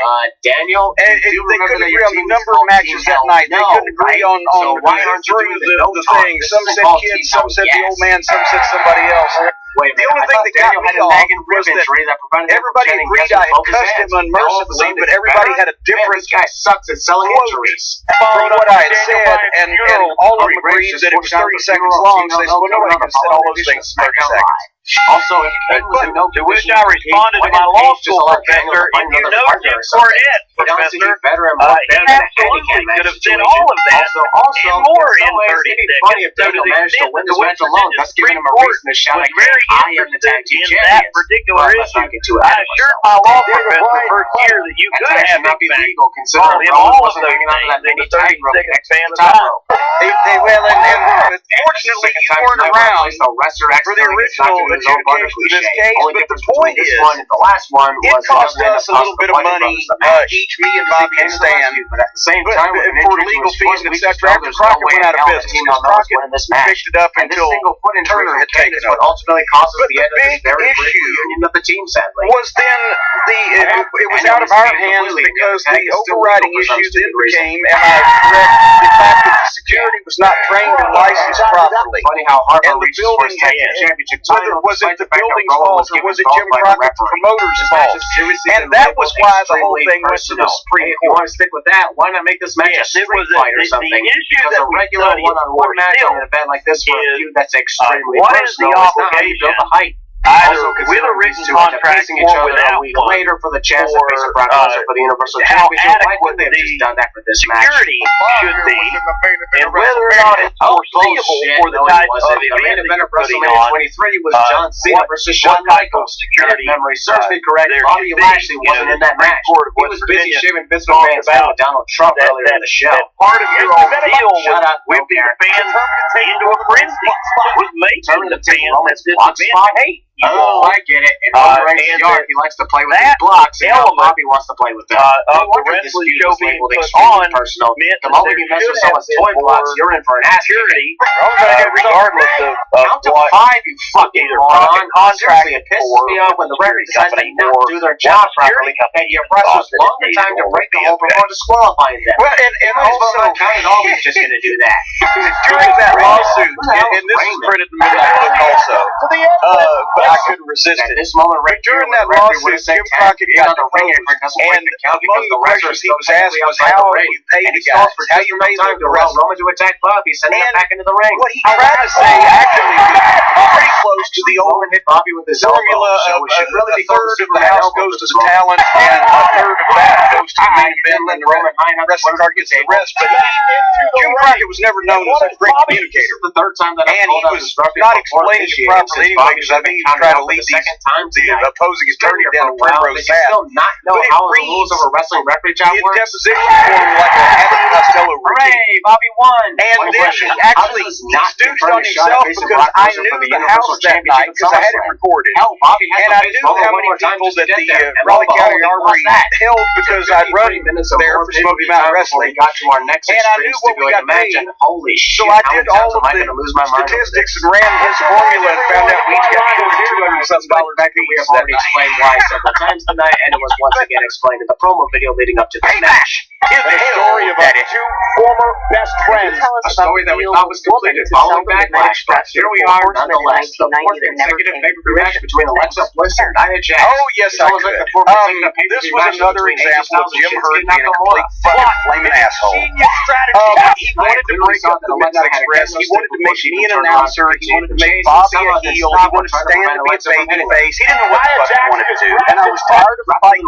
And he'd already quit and left one time and came back. Throw them into the ring instead. And Bad strategy. basically, You had the chance each time, Nia. yeah, I was So still hit on her the in booking fucking committee along with face Ric like you always Flair. wanted to. And at the time, because Hurt had fought Tully Blanchard, and after that Flair had made a deal to get Arn Tully back to reunite the Horsemen from the WWF, surprised that any of these shots are affecting Tully, of course, not caring what he did, won one of Vince's drug tests, but Jim Hurt, in the only instance that this has ever happened in the history of wrestling, just to make things interesting. decided to uphold another company's drug test and wouldn't bring Tully in. Someone into the ring. Not only that, that would have but happened if they he had did not already given debut in notice up there and said that they were leaving. So part-timer. Tully, that's Also, basically with what Ron ended was Tully's talking Major about League Wrestling Southwest career. Florida, And because Tully and Arn had both been promised $250 grand a year guaranteed to come back. Now that Ron But since Arn would not have a partner and Hurt felt that Arn was not as valuable without Tully as with him, because WWE he logic knocked Arn down to $150 grand a year, and Arn had no choice but to take it because he'd already given notice to his other employers going on, but when the match so is that's over and was she's the kind of example that Jim Hurt said, which was why nobody that's exactly would what the leave situation is. WWF and come Even the to WWE championship matches WCW any during sort the of rest of Jim stipulation Hurt's added to tenure it. there This was because about the one of the company's work was no good. But at any rate, so we had Rick, was the day nobody and we had Arn, and Ole had agreed to come back in for a brief period of time because he was already retired and try to fill up the slack, but it really hurt WCW's chances along with every other decision that Jim Hurt made. So at any rate, I thought we had hope. I was tired of listening to this guy. I was tired of fighting this guy and tired of arguing with this guy. So we came up with an idea. Flair and I together. How about this? Because Woman was starting to manage Flair again the period of time, and she was associated with what remained of the Horsemen. Would have pretended that their legs I said, how about this? I said, how about we do a deal where everybody gets what they want? I will become an announcer because I will sell Midnight Express's contracts to Woman, and they will be the other two members of the Four Horsemen. Now imagine that lineup: Ric Flair, Arn Anderson, Bobby, and Stan Lane in 1990 would have been a badass lineup, right? 1,500, 1,000. And we talked about it in the booking meetings, and they had agreed to it. Jim Hurt agreed to it. Everybody agreed to it. Even Jim Barnett, and for the fact that Jim Barnett was a revolutionary figure in professional wrestling at this point in time, all he did was say yes to anything that Jim Hurt said because he wanted to get his check because he was old and pretty much out of the business except for his consultant position there. But anyway, so everybody had agreed that this would take place at a TV taping, and then I went off on a vacation and came back. Okay, I understand that both and Jim Ross came up to me and said, well, Hurt's fixing to make that deal. What do you mean? Match, but come on, I don't want to deal. It's not going to happen. Not going to sell Midnight Express's contracts because I knew, see, if we sold the contracts to Midnight and stay together as a team, they'd have a top spot where they could work with all of the guys that they could work with and have great matches, and also they could do the jobs for the Horsemen because never Midnight could get beat because they did it the right way. And at the same time, they could still be a team, so whenever we got rid of Hurt, which I was hoping he'd come up soon, and we could be reunited. It wouldn't be like we just broke the whole thing up. So when I heard that Hurt had vetoed it and changed his mind and gone back on his agreement, then I told Jim Ross, well, that I quit the booking committee. And he said, well, why don't you come to the booking meeting? We were in Canton, Ohio. I remember that. Canton Civic Center. Why don't you come to the booking meeting in a couple of days and read your case? I said, I'm sick and tired of talking to that fucking guy. And if I come to the booking meeting, and this was my exact quote, it will be to go across that table and stick my two fingers, two knuckles deep in his fucking eye socket. I quit the fucking booking committee, telling him I said, kiss my fucking ass. And in May, we will be out here and out of his hair all together because that's when our contracts are up. Because Drew got dealt well, come to find out, in May, when our contracts were up, that's of course the famous story where all of the agents, all the people on the creative team, everybody banded together and overruled Jim Hurt and agreed to re-sign the Midnight Express and Jim Cornette for another year.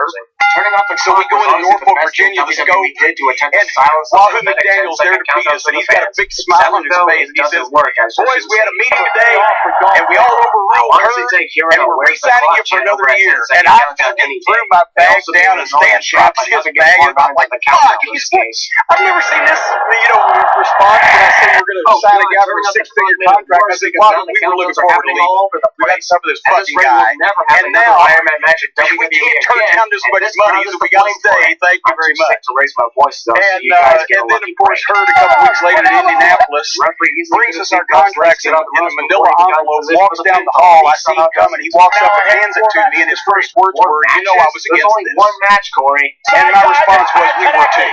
Why in the hell was that kind of landing on the front of but that was why the Midnight Express almost became confused. The fans are not cheering because Seth may potentially go up and fall. They're not even paying attention to this match whatsoever and only cheer because the clock went back up on the scoreboard. At the Boston Garden on July the 8th. We were so close. The show was almost over, and I didn't have to play the $57,000 house. In Boston, in the middle of the Bash tour, right? Slingshot. But we have to go to Boston, which none of us know our way around Boston. We figure out where all the guys are staying. This hotel at the airport is like an upgraded Super 8 fucking chain. We fly up there. We're flying commercial now because Rocket has no plane. We get there and we check in. We find the Boston Garden and we work. And that's the night, by the way, that Dr. Death took issue with Jimmy Garvin with the chair. I've told that, Samantha. Should I tell it again here just for context? Yes, absolutely. not only were the Freebirds not selling for the Midnight Express, but when we'd have six-mans where it would be Hayes and Gordy and Garvin against the Midnight and Dr. Death, the only person who would sell for any of us was Gordy. The one guy who shouldn't really be selling, but he was the guy who was selling, and Doc got pissed. So this night in the Boston Garden, in front of this shitty house, all the way up north, where none of us know anything about what the fuck's going on, nor care to be at that point,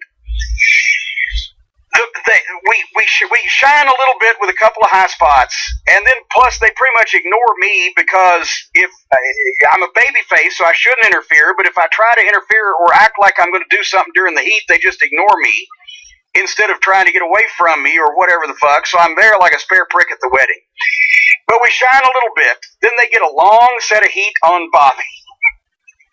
And then fucking, I think Stan gets the tag and makes a comeback, and they kind of sell for the comeback, and then they fuck us with a fuck finish, boom, and get the win, 1, 2, 3. And then while all the baby faces are, I'm, trying to help one of them up, and somebody's laying there selling, they decide to jump us again and get some heat afterwards. And Dr. Death said, fuck this. And he grabs one of those old wooden chairs that they still had in the Boston Garden. And he's outside on the floor trying to chase Jimmy Garvin. Jimmy Garvin's not going to back up from him. And Doc raises that chair over his head and Paul Bunyan Jimmy Garvin with that wooden chair. Whack! And Garvin screams, fuck! And Doc screams, fuck with me! And it's like that. Every time he whacks him, Garvin screams, fuck, and Doc screams, fuck with me, and Garvin is backing up, and the piece of the chair are flying, and it cut his fucking wrists and elbows up, and it had big fucking bulge on his elbow, and I think he had to take a day off the next day or whatever. Well, we all had a day off. I'll get to that in a minute. He had to take a couple of days off because he was all beat up from that chair. So finally they leave. And here comes the Midnight Express and Dr. Death, and I'm in the back. I'm like, well, here we go. And they rush into the fucking locker room, and something would have happened had not Bobby Eaton been the one of all people to speak up and start yelling and say, hey, we ain't just here to get you goddamn guys over. And when Bobby was the one to be hot and yelling for the first time that everybody's ever remembered, then it all calmed down, but I think Doc was wanting to continue, and that would have been interesting to see, because I don't know whether Gordy would have stuck up for Garvin. He would have stuck up for Hayes against Doc, but I don't know if he'd have stuck up for Garvin, so it all could have been very interesting. So emotions were on the edge, as they say. So then we go back to our fucking cheap hotel at the Boston airport, and guess what? The next day we're supposed to be in Providence, Rhode Island. Not at the Providence Civic Center, but at Brown University. It's at Mechlin Auditorium or whatever, Meechin Auditorium. I've scratched it out in my book. They canceled that show due to lack of interest. So basically, we're in Boston, and Monday we're in Springfield, Massachusetts, where the NWA has never run before, right? So we have to sit at this goddamn Super 8 at the fucking Boston airport, wherever the fuck we were. We weren't going to go driving around in Boston. Just getting to the garden and back was hair-raising enough.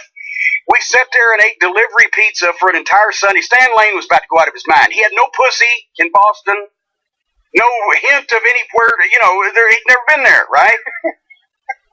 So we sit in this, I pay $55 for the hotel room and $32 for my delivery pizza and whatever the fuck I ate 3 meals of, without leaving my room. And the following Monday, July 10th, we go to Springfield, Massachusetts, where it was the Midnight Express versus Terry Gordy and Jimmy and Michael Hayes, I think, because Jimmy Garvin was off or whatever the fuck. You've been pretty vocal about the positives, and I should probably stress the negatives of the 1989 tag team scene in the NWA.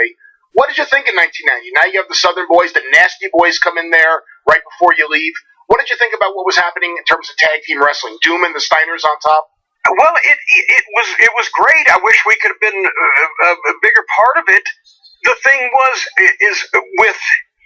they had all those great tag teams, but at the same time, not only were they starting to kind of subvert the tag team title, when they had a tag team main event, it was more combinations of the top baby faces. What were they during were they the Dudes dudes with attitudes during Ole's time. The dudes with attitudes, yes. Yeah, well, the fucking people gave them the attitude. But it was tag matches with them against some group that could be identified as horsemen. But, I've said I don't think that Garvin and Hayes as the Freebirds worked, but it wasn't horrible, but they still continued trying to go, probably because of Ole's past experience with Michael and those guys, but they tried to continue going with them. Doom was a great team, and I liked both Ron and Butch and thought that they were fresh and new, and so that was great, but I wish we'd have got a chance to work more with the Steiners, because not only did the Steiners like working with us, but they had their best matches with the Midnight Express because we didn't have to worry about being the big guys that couldn't be thrown around. And so it was easier for the Steiners to do their shit. But every time we'd have some type of really good match with them, we'd never fucking work with them again for the next 2 months. And never on a big show. And with the Southern Boys, same thing. We have the match at the Bash for the people in Baltimore. Give the Southern Boys a standing ovation. And then never again on a big show. I think we had one other TV match with them. So we couldn't get any programs going with anybody to do any good because of just the stop-start, haphazard booking. What the fuck? As everybody remembers, our last pay-per-view match was against Ricky Morton and Tommy Rich because Robert Gibson had hurt his knee. So, but on pay-per-view, the Ricky Morton and Tommy Rich, the first time ever teaming, beats the Midnight Express in the opening match, which also happens to be one of the top 2 best matches of the fucking night. And we can't even beat the makeshift team. It just got to that point where all the tag teams were just in a puddle down there, subverted like a plate full of piss, and nobody was standing out, and they weren't keeping the guys strong that could actually get other guys over. So there was a lot of talent there. They were just, it was like a pinball game. They were bumping around against each other. Let's say you had the program with the Steiner brothers. How would Stan Lane have liked working with the Steiners every night for 2 months? Probably not, but, actually, no. They were, Rick and Scott were both always really, I won't say professional, because that indicates that they wouldn't be with other people, but they were, and I don't want to say careful because they didn't baby anybody, but they were very careful with the Midnight Express because they respected them. Because they were veterans and because they learned shit when they got in the ring with them. And Scotty had only been working a couple years at that point. And they had, like I said, their most exciting matches where it was they could do all their shit and do it easier than with anybody else with us. So they always took care of us to make sure that nothing happened. We never had any complaints working with the Steiners. After Dusty left the NWA at the very beginning of 1989, when was the next time you actually saw him, and what was that like? It was 1991 or early 92. When was it that they brought Dusty back and gave him the book back? Early 91. After the Royal Rumble, he left the WWF and went back to WCW to become the booker. Okay, well, he called me. And Herd was still there, and I told him, because I was still living in Charlotte, and he didn't know about Smoky Mountain Wrestling, which was in my mind, that I was going through the initial process of this. I was not telling people about this. So he called me, and JC would love to have you come back. Just come to Charlotte. I said, Herd's still there. No, you never have to deal with him. Just come to Charlotte and talk to me. Or come to Atlanta and talk to me, right? So I went down, and I guess a lot of people don't know this. This may be the forgotten flirtation story with WCW. I've never heard this, no. Well, what it was I'd been doing the LPWA with Joe Pedicino. Old Tor Berg was a guy in Minnesota, knew Wally Carbo, knew a lot of the Burns guys, Eddie Sharkey, those guys, and had started promoting a women's group, serious women wrestling, as serious as it could be, not Glow or whatever. And was using the Leilani Kais and Judy Martins as well as the Bambis and just all the independent girls across the country. And I was doing a monthly TV taping out in Nevada for them. And so when Dusty had called me and asked me to come down, I went down to Charlotte, and he wanted me to come back, but Herd wasn't going to go for the Midnight Express. Because Stan had walked out also, right? And it wasn't a deal where they were asked to put the Midnight Express back together. I'm sure if Herd would go for it, then that would have been the topic of the conversation with Dusty Rhodes. But I'm sure that basically Dusty was asking me to come back and be an announcer.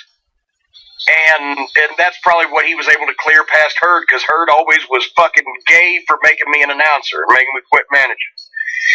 So we had a nice talk. I explained to him that I didn't want to be anywhere near Jim Herd again. He said, yeah, you never have to see him. You deal just with me, baby.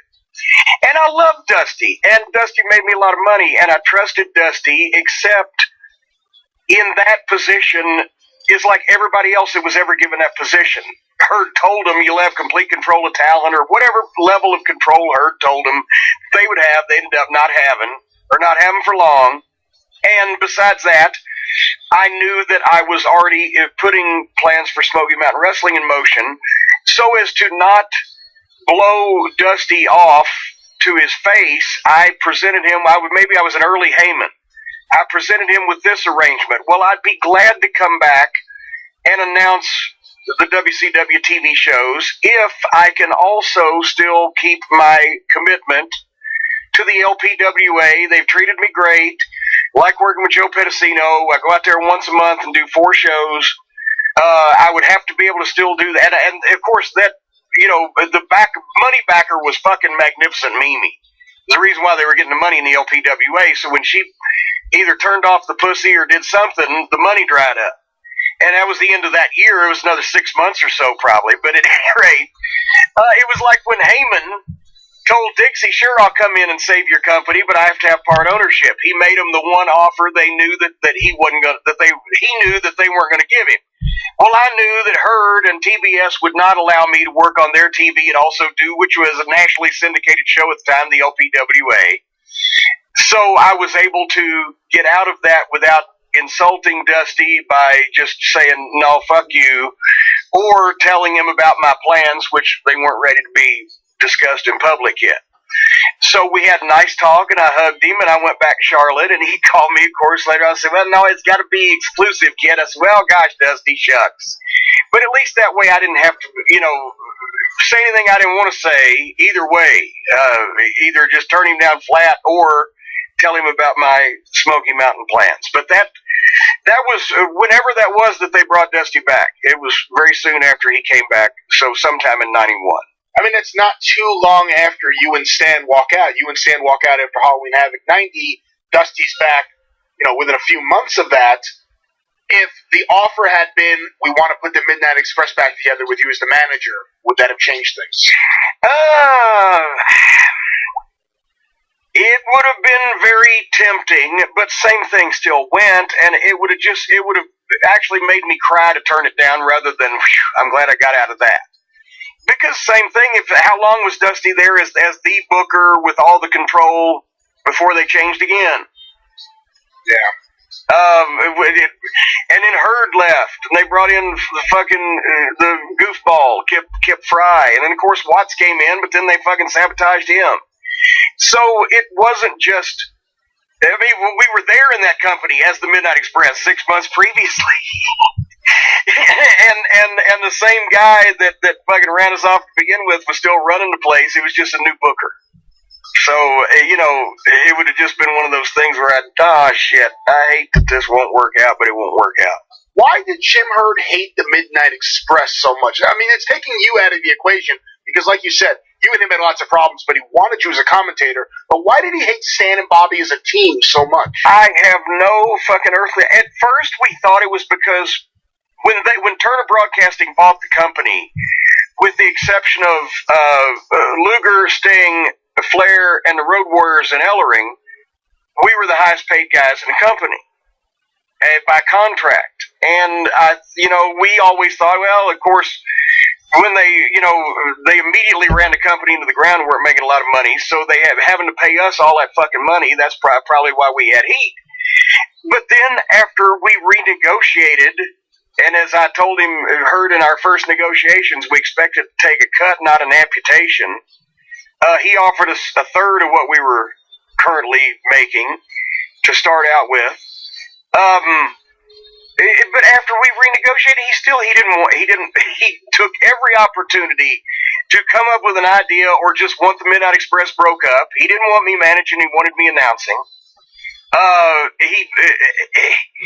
But I mean, it wasn't like we were the Lone Rangers because he didn't like a lot of other really good talent either, but it seemed a special pet project of his. And after the contract amount was removed from the equation, I never understood what the fuck his problem was. You could tell me I'm completely wrong, but I know some of the people there who were in power were advocates for you and the Express. Jim Ross was a big fan of you and the Express. Jim Barnett had Jim Herd's ear. Was Jim Barnett someone who also didn't like the Midnight Express and you? Probably.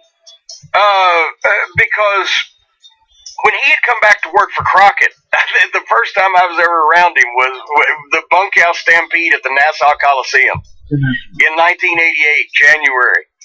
When it was a fucking rotten card with a fucking dead crowd and not many of them in an ill-advised location for us to be running a pay-per-view from, and I believe that's the night that it was either I think it was Bobby Eaton had to go 20 minutes Broadway with Nikita Koloff on pay-per-view.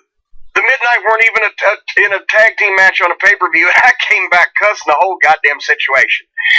Yes, a fucking shitty match on a shitty show and a shitty crowd and a shitty fucking building. And I can't remember who it was later on, but somebody told me later on that Barnett said, "Who is that?" And, he said, "Well, I would have fired him for saying these things." But he never said that to me. But at that time, Barnett was there. It was his last job in wrestling. He had already been fired by Vince and did the suicide attempt thing, which I think was a plea for attention because they didn't think he really meant it. And then he gets another chance through hiring on as a consultant with Crockett when TBS buys the thing. He's back in Atlanta. It's his last job in wrestling. Nobody else could pay him anywhere near the amount of money that he would have needed to be involved anyway, except Vince and Turner. And he was pretty much, his job was to validate Herd and tell Herd pretty much what he wanted to hear or figure out ways for Herd to get what he wanted. That was pretty much what his job was at that point. What's going on with Stan Lane? Because obviously he's with you at Global Wrestling Federation when you work for Dave Lehigh and the VWA. Everywhere you go, when you work for Goodhart or when you come up for Dennis, Stan's there. But during this period of time where things are still being figured out, what's Stan thinking? Where does he have a desire to go back to WCW? What did he want to do? He was fucking tanning, working out at the gym, hanging out at Plum Crazy. He was having Stan never has any end of things to do, and he did not have any severe financial pressure, so he was just hanging out. I think that's when the balloon came off the wrestling bug for him anyway, because remember, he started for me in April of 92, and by May of 93, we had the loser leave, and that's when he retired. He did announcing in the WWF because Jerry Jarrett wanted him to. He did some Fabs reunions in the Tennessee territory. And then I don't know that he's actually wrestled.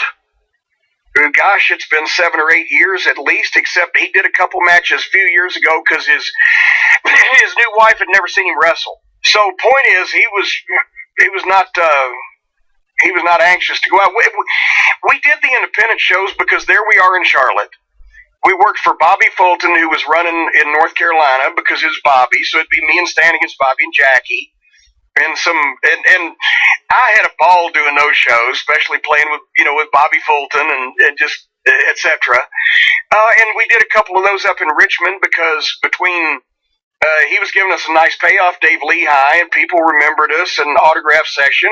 It's something to do. So we did a couple of those a month, but it wasn't anything on a regular basis. You quit WCW right after Halloween Havoc 90. Jim Herd lasts about a year more, maybe a little less than a year. Dusty comes back as Booker. In the beginning of 91, you revealed here on the show a little while back that you had conversations with Dusty about coming back at that point, but of course, Jim Herd was still there. Jim Herd was still there. When you quit, did you have any idea in your mind? Did you think Jim Herd's going to have this job for the next 5 years? Did you think he would last only a year? Like, when you quit, how much longer did you think Jim Herd would be there?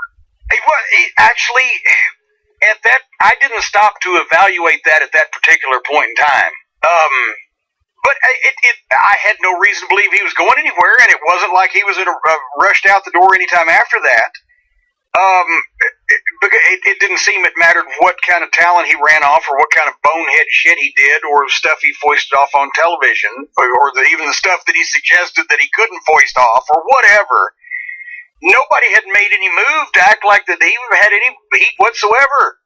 Because we all heard his best friend was, I won't say his best friend, Petrick's wife was his wife's best friend or whatever. Or that's how he got the fucking job. Yeah.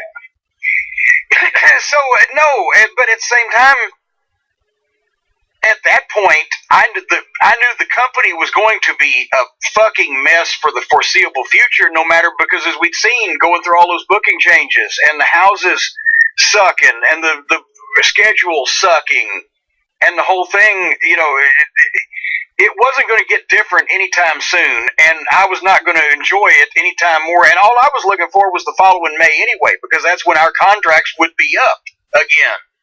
So I knew by October, I knew, no, May, fuck this. If they try to give us another one, I ain't taking it. We wanted to, at the previous one, we wanted to stay because where else are you going to get that kind of money guaranteed? We still had the element of this is our fucking place more than it is that motherfuckers. We've been here longer. We've helped more, helped build it more, etc. We'll wait the motherfucker out. But by that point, it was like, no, May will be it. So all I was looking at was 6 months ahead of time anyway. On the topic of contracts, you have obviously been dealing with Jim Hurt a lot because you're on the booking committee with Ric Flair. You already don't like him, but you've been dealing with him for a long time, and I'm sure Bobby and Stan aren't. They're just hearing through you what's going on. So I'm curious what their reaction, specifically Stan, when that moment happens when Jim Hurt walks up to you and says, I was against this, and hands you the contract, and now they're witnessing Jim Hurt. I don't know how much they had seen beforehand, but what was Stan and Bobby's reaction to that moment? I'm sure he had walked by him in the hallway a few times. We used to joke that fucking George Scott has not to this day spoken to Bobby Eaton. When he came in, we had a meeting where he never actually addressed Bobby by looking at him and speaking directly to him. With the one meeting where he said, his famous quote was, I just don't know what I'm going to do with you boys. And one other time when we were going into the meeting, Bobby held a door open for him and he walked right past Bobby. Like, so Bobby started calling himself Casper the Ghost. And it was about the same thing from Herd. They didn't, and they were, well, Bobby never says anything about anybody, but, even Bobby was not, complimentary. I mean, he just, gave that kind of, the Bobby thing. But no, Stan was not. Because I said, look at that. And just to make sure they heard it, we huddled afterwards. I said, just to make sure I heard that right? Fuck. But Well, hold on, though. After that first meeting with George Scott, who was the first person to say, did you notice he didn't talk to Bobby? I think we kind of mutually came up to, what the fuck? Because I think Bobby just said, am I here? Am I invisible? Am I Casper? And that's they already knew what the fuck Herd's issue was and the way he felt about the whole goddamn thing, so it wasn't a surprise. And once again, we were not signing those contracts because we were all gung-ho about, staying part of the team. We were signing them honestly because the team needed to stay together, and we couldn't tell Bobby not to take a six-figure job when he had kids and we did not. That was already the joyous occasion upon which we were signing that agreement to begin with. I would say that Dennis Condrey would have been the best driver at speeds above 75 miles per hour during the Eaton and Condrey version of the Express. I guess there also has to be the guy who knows where everything is and every shortcut. Who was that?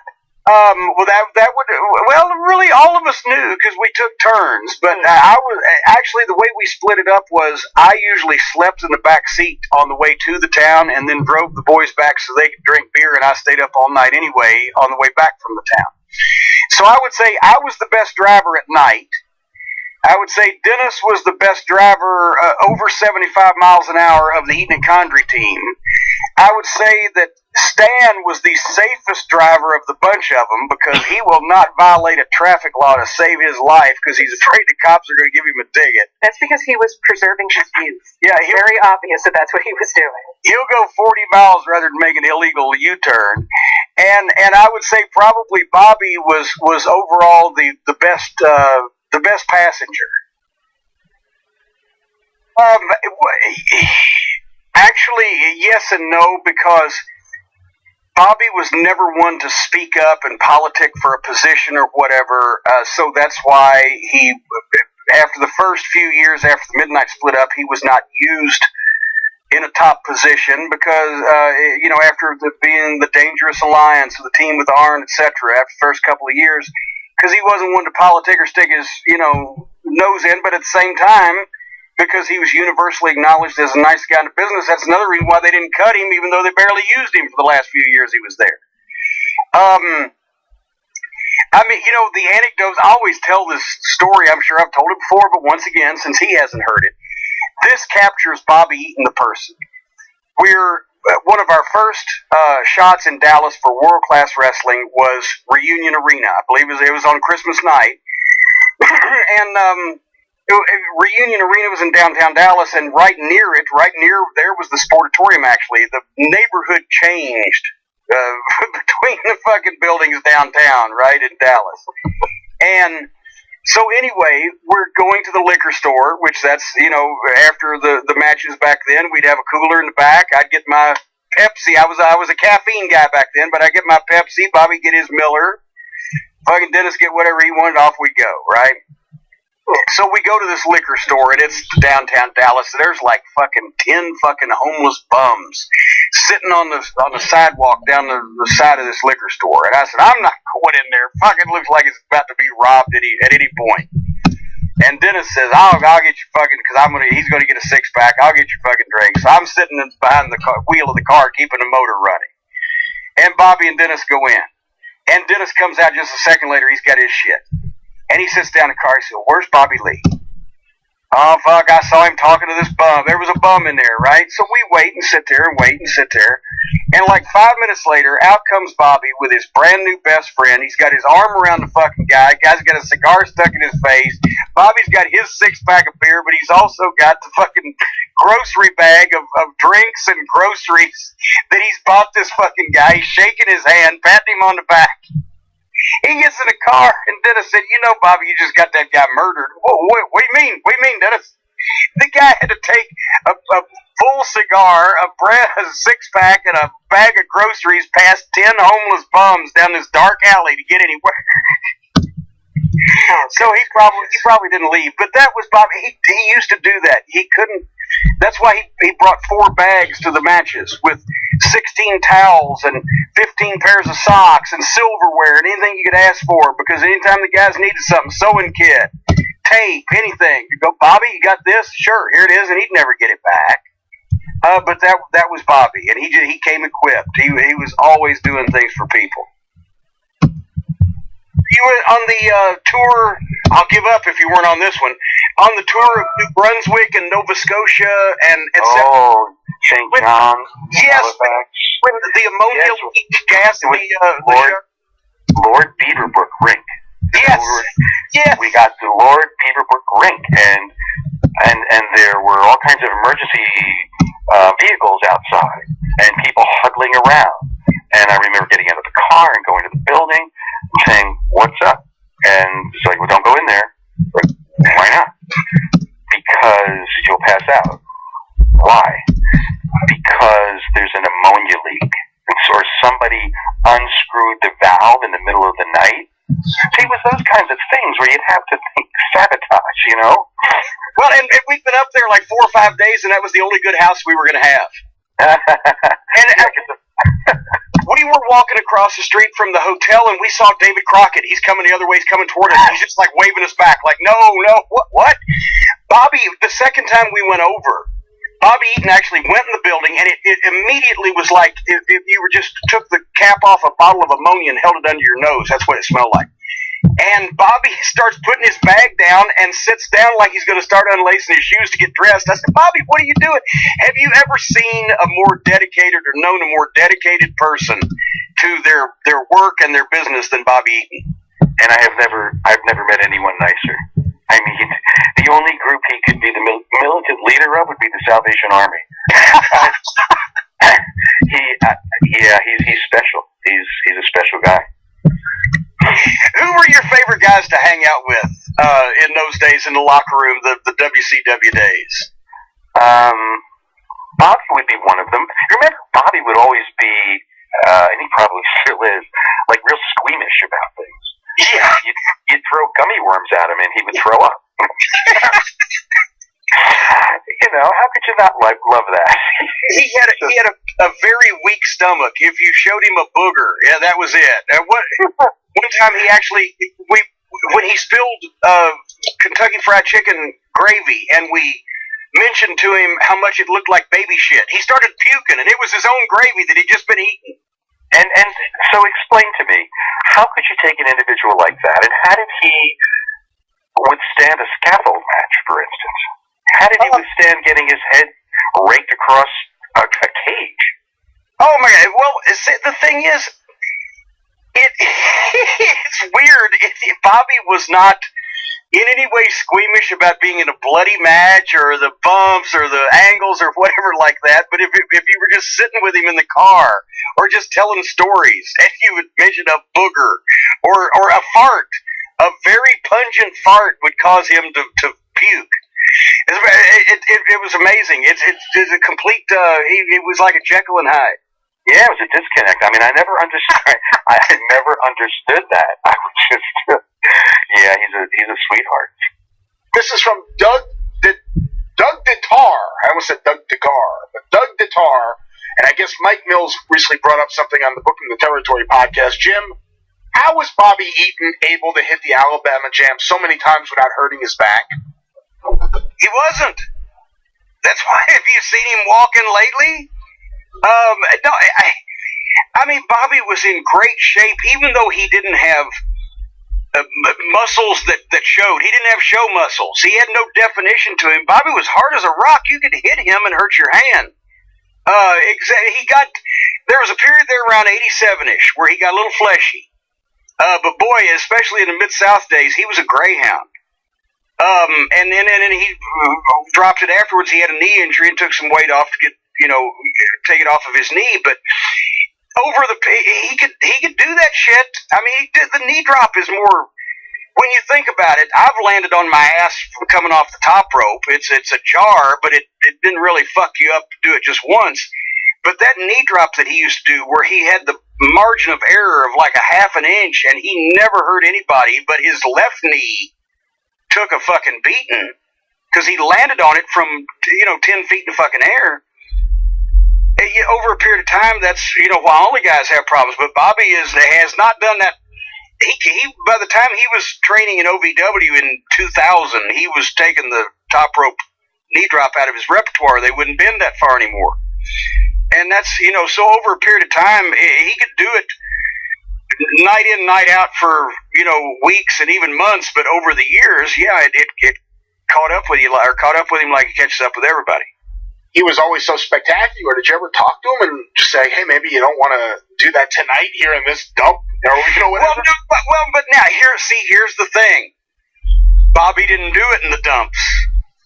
For every world-class television match against the Fantastics at the Dallas Sportatorium, where that goddamn ring harder than Chinese arithmetic, like my desk here, that he would take those big bumps or he'd do shit. We were in Seguin, Texas. He'd still work hard, but he wasn't coming off the top rope 15 times because the baby faces wouldn't have been laying there to begin with, because they'd be like, "What are you fucking doing? There's 200 people here." But that was all offset by just the fact that, yeah, even in the comeback every night, Midnight Express always still took bumps, and Bobby still took the backdrops and stuff.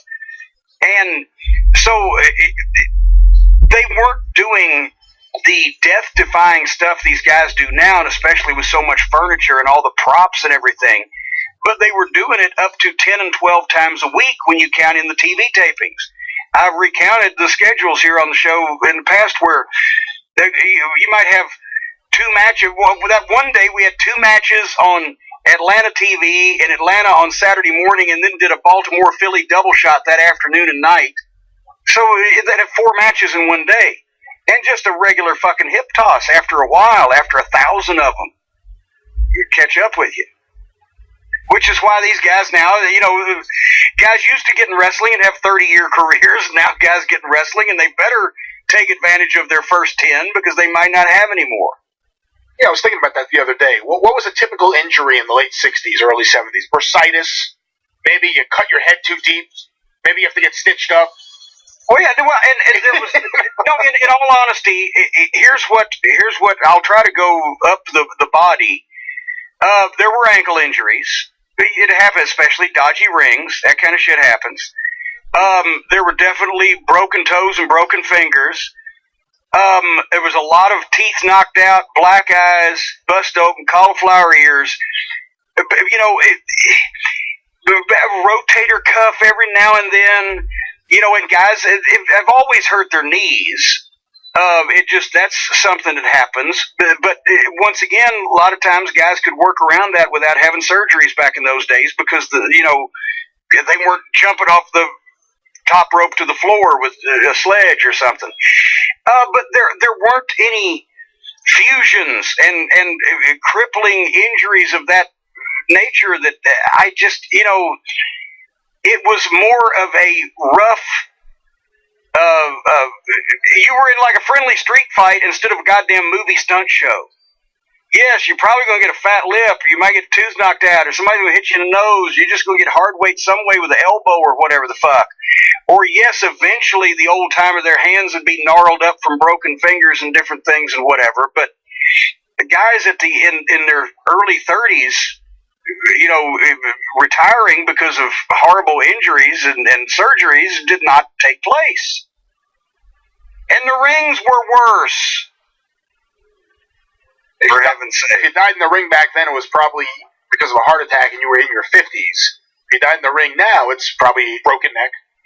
Something related to a bump. But Ray Gunkel was not even 50 yet, but heart attack. And sometimes you'd read a guy ate a big meal, or just back in those days, athletes, they didn't think about that's the one thing they test these guys now from everything from asshole to appetite. So if you've got a heart blockage or whatever, but in those days, any athlete in any other professional sport might not have known the same thing. So, but no, it's just there's a limit to what the human body can do and perform on a regular basis, and so you have to pretty much decide now. You've got a short window of opportunity because how many guys are there even in their 40s that are really working full time these days because of this horse shit? Let's get another question here, Jim. This one is from Twitter using the hashtag #CornyDriveThru. It is from Owen Tehan. An early happy St. Patrick's Day from Ireland, Jim and Brian. Quick and one cheers, Owen. He's a long-standing customer at Cornette's Collectibles. Did Bobby Eaton have a preferred partner in the Midnight Express, or was it a case of him liking some things Dennis did and some things Stan did? Well, that is the public answer that Bobby would give, and that's the public answer that I'll give, because it's like when people ask me which was my favorite combination. You can't, then because the other guy immediately, then some prick will send the other guy the quote on the internet or whatever. And I've always said for the time periods and the places that we were in, the team of Bobby and Dennis was perfect for that time, and the team of Bobby and Stan was perfect for the later time. And I think everybody actually kind of agrees with that. And I don't know that Bobby would say anything different if he asked him. And I know there was more thrill to the team with Dennis because it was new for us. But at the same time, Stan is remembered more because of the video era and the fact that they just looked so good together. So, it just depends.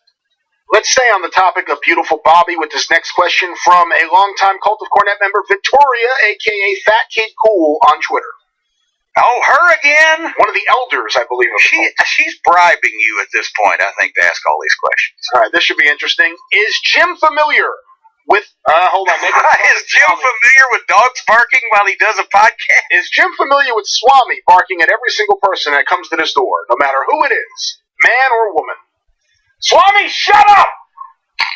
All right, well, I'll try to do this question. Now, that almost sounded abusive, and I know you love that little thing. I'm on the second floor. He's on the first floor. That takes the abuse out of it. It's just elevate my voice to make sure that I'm heard above the barking. Is Jim familiar with this Arn and Bobby Eaton road story, and was he ever a victim of the dreaded Bobby Eaton burp and blow? Oh, good Lord. Bobby, well, I assume this is what Arn was referring to without hearing the story. Well, I actually have Arn's story here if you want me to really... Oh, okay, we'll go ahead. Bobby Eaton and I used to play a game called Burp and Blow, which I'm sure every egghead in the business has done. You burp, then you blow on your buddy. One Sunday, we were on Interstate 70 in Missouri. It was pouring rain. I was driving and Bobby was sitting in the passenger seat. He leaned over to burp and blow. Bobby, being a drinking man, didn't anticipate that when he burped, he would throw up. Sure enough, he did, all over my chest. Now realize, I'm doing 70 miles per hour in a monsoon. And when the funk hit me in the nose, I started puking. And when I started puking, Bobby started puking again. Yeah, again. I jerked the car off the road and got out. I jerked my shirt over my head to take it off, which made me even sicker.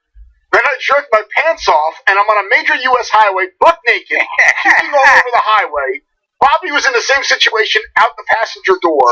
To top it off, ring announcer Tony Gillum was in the back seat, and he was laughing so hard that he pissed his pants. So, Jim, any stories about the burp and blow?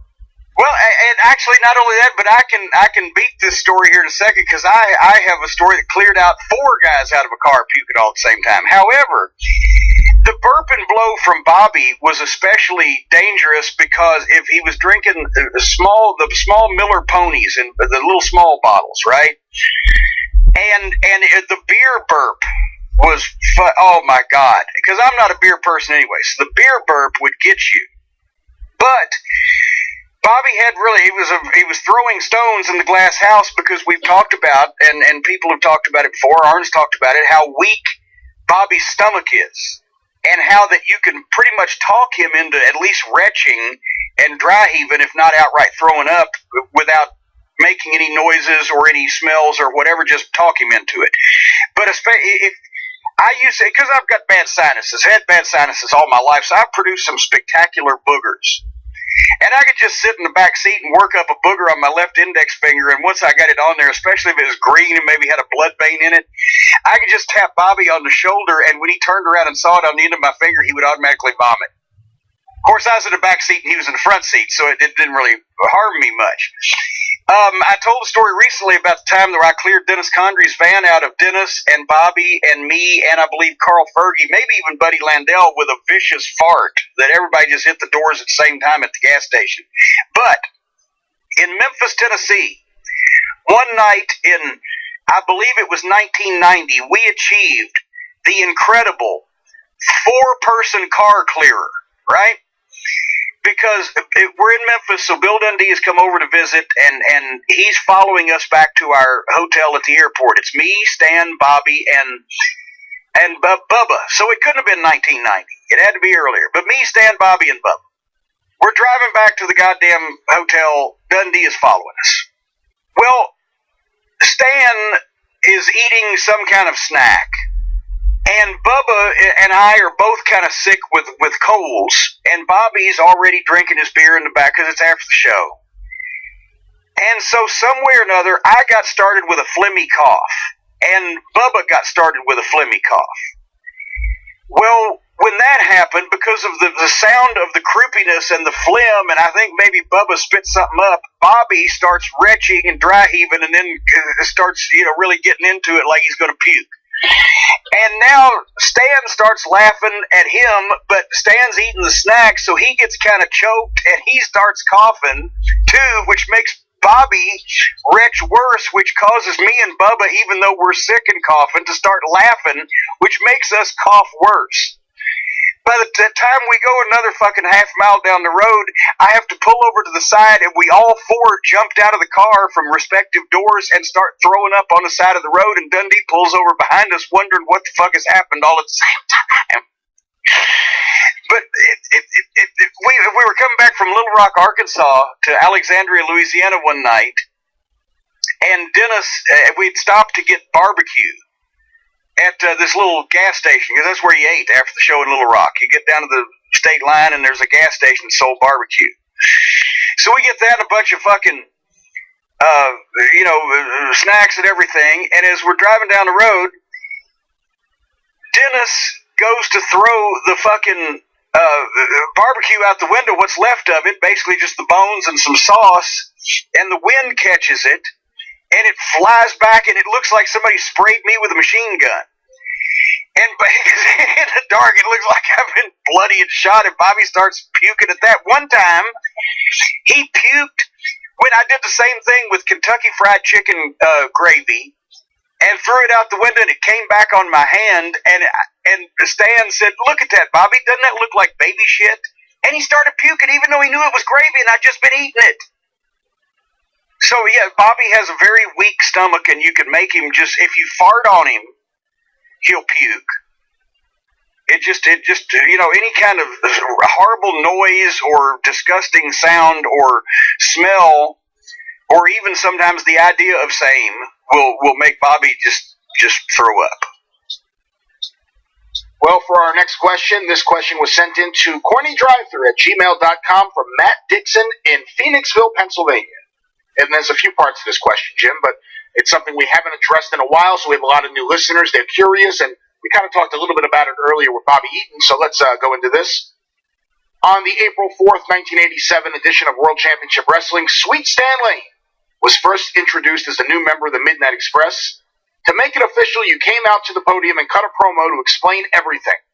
During this promo, without mentioning his name, you basically buried Dennis Condrey as the Midnight Express's weak link who needed to be replaced. My questions about this are, 1, did you run this by Dennis before taping the episode? If so, how did Dennis feel about it? I presume he understood that you needed to kayfabe bury him as the best way to explain his actual departure from the team. Question 2, how did you and Bobby personally feel about cutting the weak link promo on Dennis, given your working relationship and friendship with him? And then 3, why did Dennis leave Crockett? Well, did I run it by Dennis? No, the only reason we cut the promo is because we couldn't find Dennis. And it was my promo. Dusty had said, "Kid, go out there and get Stan over. You can bear Dennis if you want to, as much as you want to, as little as you want to. I don't care. Just get Stan Lane over. He's the weak link is gone. He's the new strong link, right? Or whatever the fuck. The weak link is gone. Stan's bigger and younger and whatever the fuck. And just go with that." Obviously, the reason why we did it is because Dennis had left, and it seems like there was about a 3-week period in there. But I think as I looked back, it was like just a little over a week. He dropped us off one night after a spot show in South Carolina at our homes in Charlotte, and said, "Well, I'll see you in the morning at the airport." And we didn't see him again for a year and a half. That story has been well documented. And we waited around for a few days. We, tried to find him, tried to call his house. His wife didn't know where he was either. His wife at the time, by the way, he's now been married to a lovely woman for the past, I don't know how long they've been married, but they've been together for 30 years. And so, when we realized he wasn't coming back, that's when Dusty scrambled the forces to find a replacement. And we didn't want to bury Dennis. And actually, I didn't want to come out there and say Dennis Condrey was the shits, because of the fact that everybody knew that we'd been such a great top tag team for so long. That would destroy my credibility if I said he was the shits. So I just kind of made it that I didn't mention Dennis's name, but I made the big surprise announcement that there was a new member of the Midnight Express, and I put the heat on Mama Cornette. Mama didn't like Dennis, and she thought he was the weak link, and now the weak link has been made strong with this guy, boom, and off we go. And after that initial promo, we didn't mention it again, and as I recall, the announcers for a week or two mentioned the new member of the Midnight Express, and then it was just the Midnight Express, and we just glossed over it. And Stan did his part. I swear to God, though, I knew what I was going to do. The night after we did that TBS taping on Saturday morning, we went to Boston. That was our debut in the Boston Garden. So Stan debuted in the Midnight Express in the house show against the Road Warriors in the Boston Garden in front of 10,000 people. And I had been doing the introduction for so long. Loverboy Dennis and Beautiful Bobby. that I swear to God, even though I was standing there looking at Stan Lane and I had thought, I can't do that, when I pointed, I went, love us, this beautiful Bobby and sweet Stan. And it was like the time where Lance Russell had retired from Memphis TV and Dave Brown for the first time by himself without Lance in 30 years did the sign off, and he actually said for Dave Brown, I'm Lance Russell, because that's what he heard in his head so many times. But anyway, so basically the promo was mine to try to get out of the situation that we had been put in. We didn't want to bury Dennis because we didn't know what was going on at that point. We didn't know what had gone on for approximately 15 years. And then we found out. And then we said, well, we wish you'd have told us because we wouldn't have been mad at all. And it wasn't anything that anybody's reported. And that's all you're hearing from me. Who determined the nickname Sweet for Stan Lane? We were looking for alliteration, and I think it was Dusty. I think he just said, now you can see you got beautiful Bobby and sweet Stan, baby. Okay, sounds good. And obviously Bobby now had tenure, so his name got introduced first. Well, because Loverboy Dennis and Beautiful Bobby it rolled off the tongue. But Sweet Stan and it was Beautiful Bobby and Sweet Stan rolled better than Sweet Stan and Beautiful Bobby. I don't know. It became that way. What did Bobby think during this whole period of time? So we all heard, you and your take and what you were going through at the time and what you later found out when you and Dennis finally got to talk and everything. But at that time, what is Bobby thinking? Well, he was a lot like me too. He's like, well, shit, this fucking run's over unless we do something corny. And Bubba was with us also at the time. They had sent him to Kansas City for a little while the year before, but he had come back. But you couldn't make a tag team out of Bobby and Bubba. Bubba was a single or was part of our accompaniment. And he's, freaking out also because we just didn't know, because we didn't really have any, warning on it. So he was sweating too until finally when Stan came up, he came up from Florida to the office in Charlotte, drove up one day so we could all get together when Dusty sat us down, and we figured, oh, this should work pretty well. I mean, it was a little nerve-wracking getting. Stan was such a great tag team wrestler, and he picked up on a lot of the trademark spots, plus we could do a few different things than we did with Dennis because Stan had different strong points. He had that incredible vertical leap, and he looked so graceful doing it, jumping over the top rope or leapfrogging or whatever. And there were certain things that we could do differently, and plus I think we actually, it helped us because one of the things we tried to do was overcompensate for the change in the roster by doubling up on the really snazzy teamwork. Which, if you noticed, that Bobby and Dennis always used classic tag team work, and they did the cool tag team moves and, the quick tags and all that stuff. But when Stan came in, we made an effort to come up with even more different tag team or double team moves to kind of snazz it up a little bit and make people realize, oh shit, they are better. We had to. So it kind of made us work harder. Well, it did make us work harder. This is from Randy I shouldn't say Randy, it says Randall. I just shortened his name for no reason. Randall in Lowell, Massachusetts. When Stan Lane was brought in to replace Dennis Condrey, were there fans you remember hating the change? How did it come about? And were there tough times at the beginning of the Stan Bobby era? Keep up the great work, and fuck Jim Herd. Thank you very much. Well, see, here was the beautiful part of the thing. We were heels. They weren't supposed to like us anyway.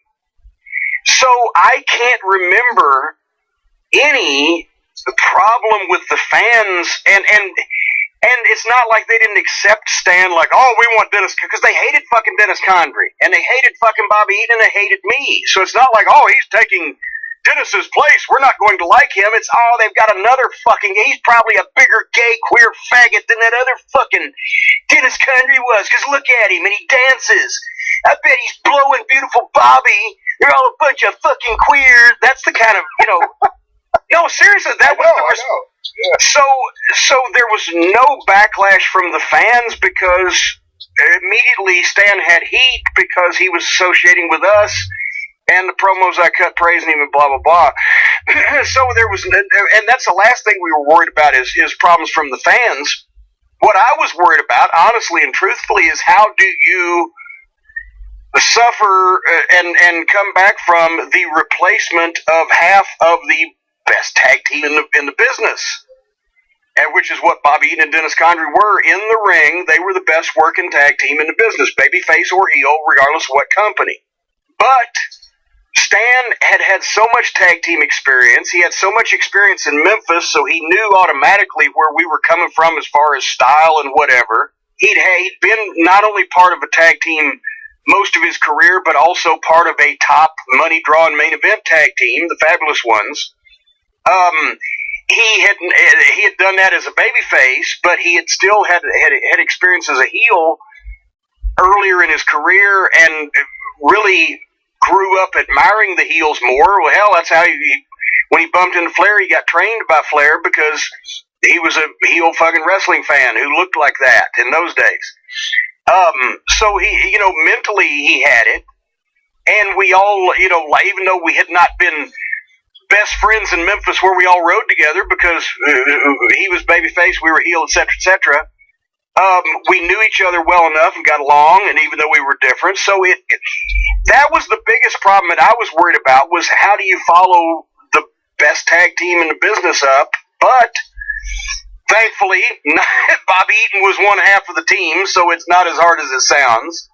And secondly, Stan was really a perfect fit for him in a lot of ways, so it was just a matter of figuring out what Stan did, getting used to working with Stan, and then Bobby could get his timing off of Stan, and I could come up with shit. Once I saw Stan as a heel right then instead of 5 years earlier, and saw what he was doing, then I could figure out a way to invent the shit that made it work with Bobby's and come up with the tag team stuff.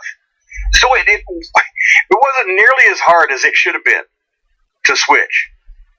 No disrespect to Dennis, but I have to think when you bring Stan in and he walks out with Bobby, it must have been like New Year's Eve for the Ring Rats.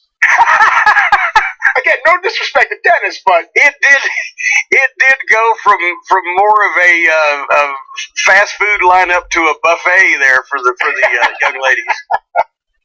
Although, to be quite honest with you, Dennis Condrey's production in the day in both the Tennessee, Mid-South, and even the Crockett territories was remarkable, I must say.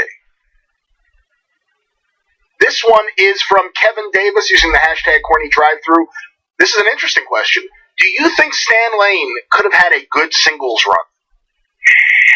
Yeah, well, and he did briefly as a member of the First Family. When he first got to Memphis and was a heel, he had been the U.S. Junior Heavyweight Champion in Alabama right before he had come to Memphis. I think he could have, because he had the size, he had the look. It's just that it was pretty incredible that for for a 12-year period, he was in two of the three of the top tag teams in the business. He went from the Fabulous Ones to the Midnight Express to the first version of the Heavenly Bodies, and then pretty much retired. So I think he could have. It just he never had time for it. Where do you think he would have excelled as a single?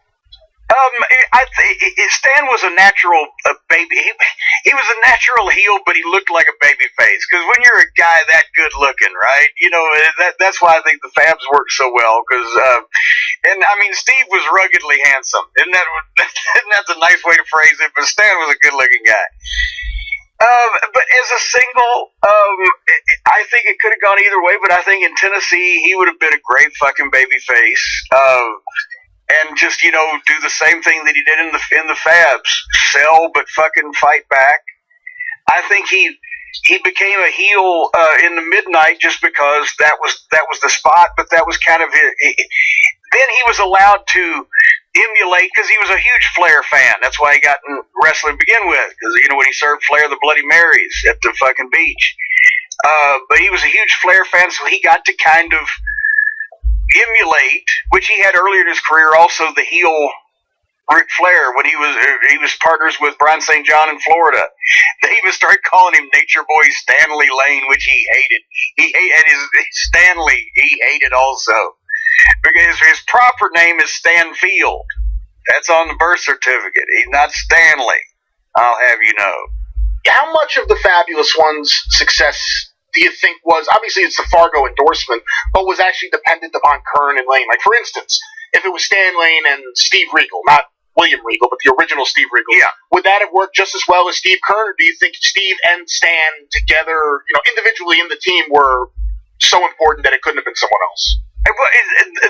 Yes, they were, because I love Steve Regal's work, and as a matter of fact, he was a goddamn incredible heel, even though he was a babyface in Memphis, but he was an incredible heel because he just had a fluidity about his work and his body language, and he was a good athlete and etc. And he was a good cocky heel when he was partners with Garvin. But one of the reasons why the Fabs got over in Tennessee is because Fargo endorsed them, but then instead of Steve Kern, who was kind of bland, to be honest, and Stan Lane, who had been a heel and was a little cocky, but was kind of a pretty boy, all of a sudden these guys are having fucking bloodbaths with the sheep herders and the fucking moon dogs, and everybody's bleeding, and they're getting their heads stuck at Jerry Jarrett's doing these old-fashioned southern angles with these guys, and Fargo's coming in for the six-mans, and they're having fucking 2-before angles where they come in and beat the Boondoggs down with 2-befores, and then fucking Kern gets his head stuck in the fucking ring ropes and nearly dies as they're hanging him, and blood everywhere. And they got over with not only the girls but the guys because they were kicking ass and they were fighting. And Stan will tell you physically it was the fucking roughest period of his life, having to go through all that shit, those Tennessee fucking every night in the that's why when they came back, I think they got a no spot show rule where they have to work every fucking night. But think of how many versions of sheep herders they had programs with, and how many versions of Moondogs. But even with Hart's First Family, or fucking whoever their opponent was in Tennessee, you're fucking brawling and fighting and using furniture in these big main event matches. So they had to fight, and that separated them from a pretty boy team. And I think Kern was ridiculously fucking. That was the charisma that Kern had, that he displayed in Florida. He was a tough, good amateur wrestler, go getter, etc. But it wasn't flamboyant enough for Tennessee until he became a Fabulous One. Stan had all the personality, but you knew Kern was tough. Stan had all the personality, but until the Fabs, they didn't really know he was tough. And but both of them together that's what got them over and kept them over. I knew Kurt. I didn't get a chance to spend as much time around him as I wanted, especially like working a territory. Although maybe that would have, I don't know, because he was a heavy ribber, so it might have been fucking backfired on me. But my favorite one is one that Stan Lane told, and we've talked about it here, but basically, back in the 80s, when Stan and Steve, the Fabulous Ones, were working for Vern, so was Kurt Hennig. He was a notorious ribber, and all the guys wore the Zubaz back then. The Road Warriors had a piece of company. The multicolored, sweatpants, workout pants, whatever, and so one day they're flying somewhere for Vern. They get on the plane, and Stan Lane has his bag, and he's trying to push his fucking wrestling bag up into the overhead so he doesn't have to check it and maybe lose his tights. And as he's trying to shove it in there, both his hands are up there, and he's leaning over the guy in the aisle seat who's this businessman in a suit and tie, has the jacket on, that tight. Won't even take that shit off on the plane. It's 97 degrees. They got to look good, right? And as Stan's leaning up over this guy, he's shoving that bag in. Hennig just reached over from the seat behind him and fucking pantsed him. Just grabbed his pants and poof! And Stan's dick is just flying in this guy's face. And Stan's the guy was screaming, no! Like he's gonna melt like the Wicked Witch when he threw a bucket of water on her. Hennig, he had great timing for shit like that. And the guys, I think all universally not only respected his work, but liked having him around because he was fucking funny. This is a championship doubleheader that has the entire MMA world buzzing. Tony Garbrandt, incredible. DJ Dillashaw. It's going to be an amazing rematch for the fan Cruiserweight title. This is a fight that has it all. Henry Cejudo is hitting a whole new level. Oh, Demetrius Johnson, the greatest mixed martial artist ever. Who knows what's going to happen?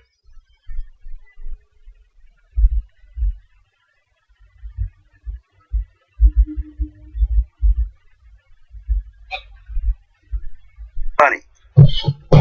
Mid-92, right after the Heavenly Bodies come into Smoky Mountain, Stan Lane's new hairpiece appears. And I believe it was the first episode that Stan's hairpiece appeared that you cut a vicious promo on the Fantastics, Bobby and Jackie Fulton. The promo leads to an unannounced match to determine the first Smoky Mountain Wrestling Tag Team Champions.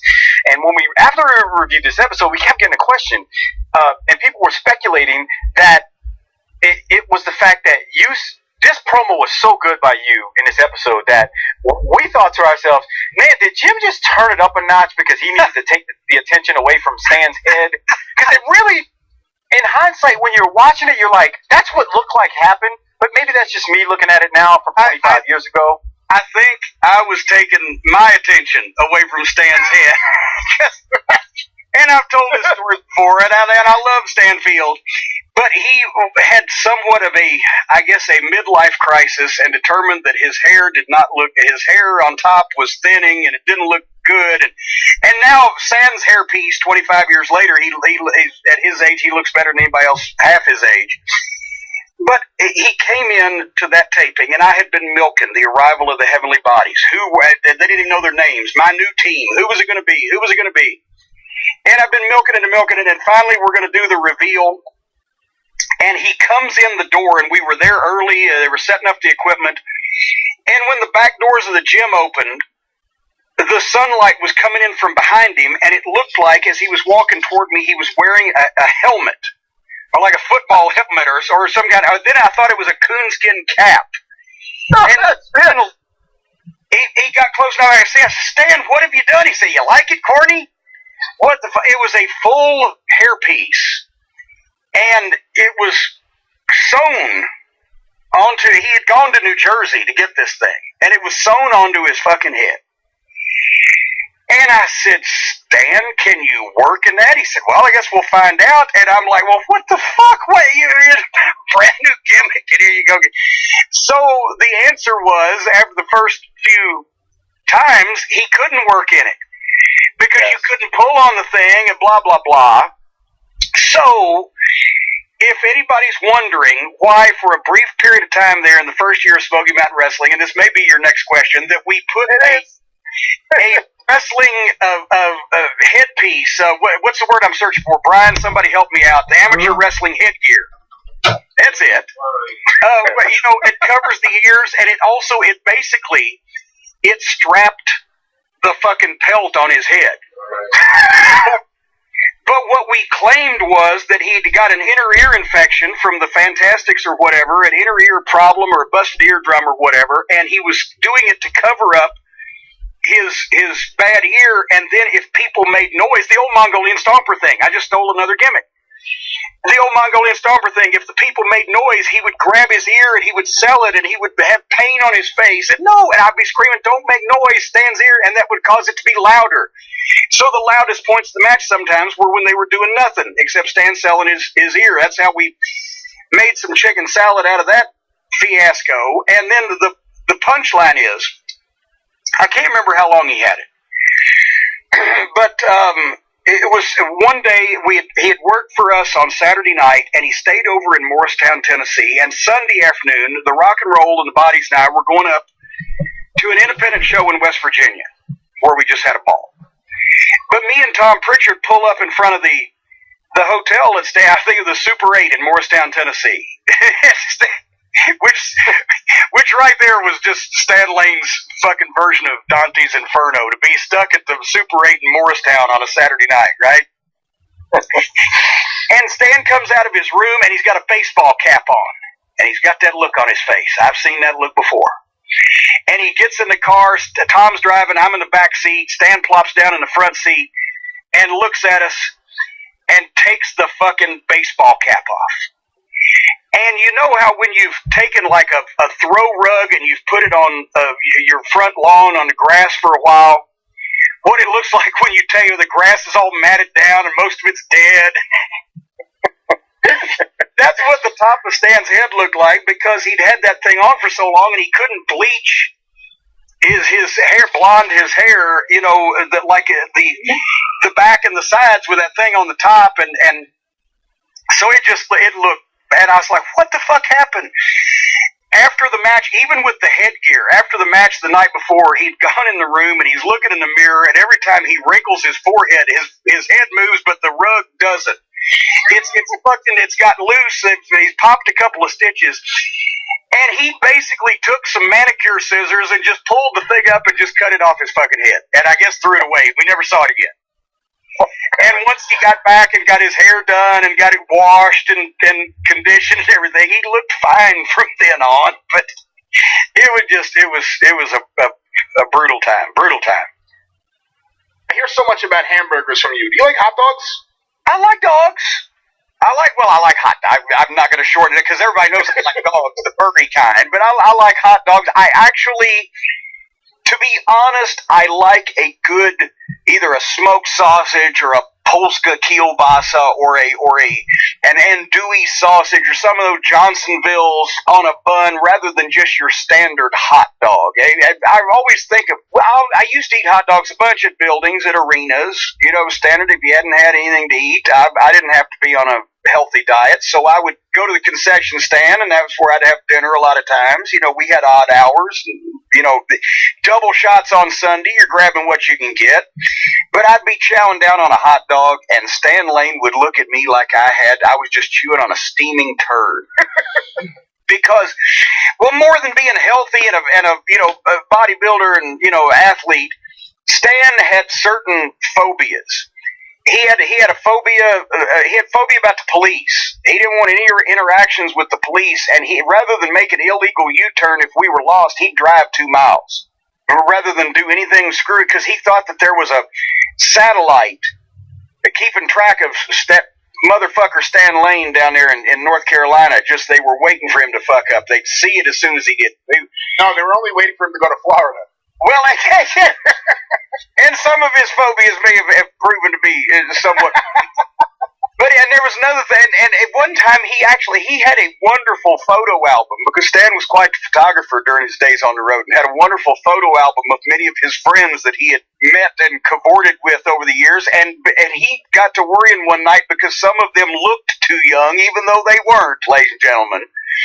But on appearances, he thought, this is where his mind went. He thought, what if the cops were to suddenly come, even though he's done nothing wrong, and he's sitting in his own home, if the cops came to my home, and then they searched and they found these pictures, and then they'd think that these people were underage, and then I'd go to jail. So he threw his photo album out.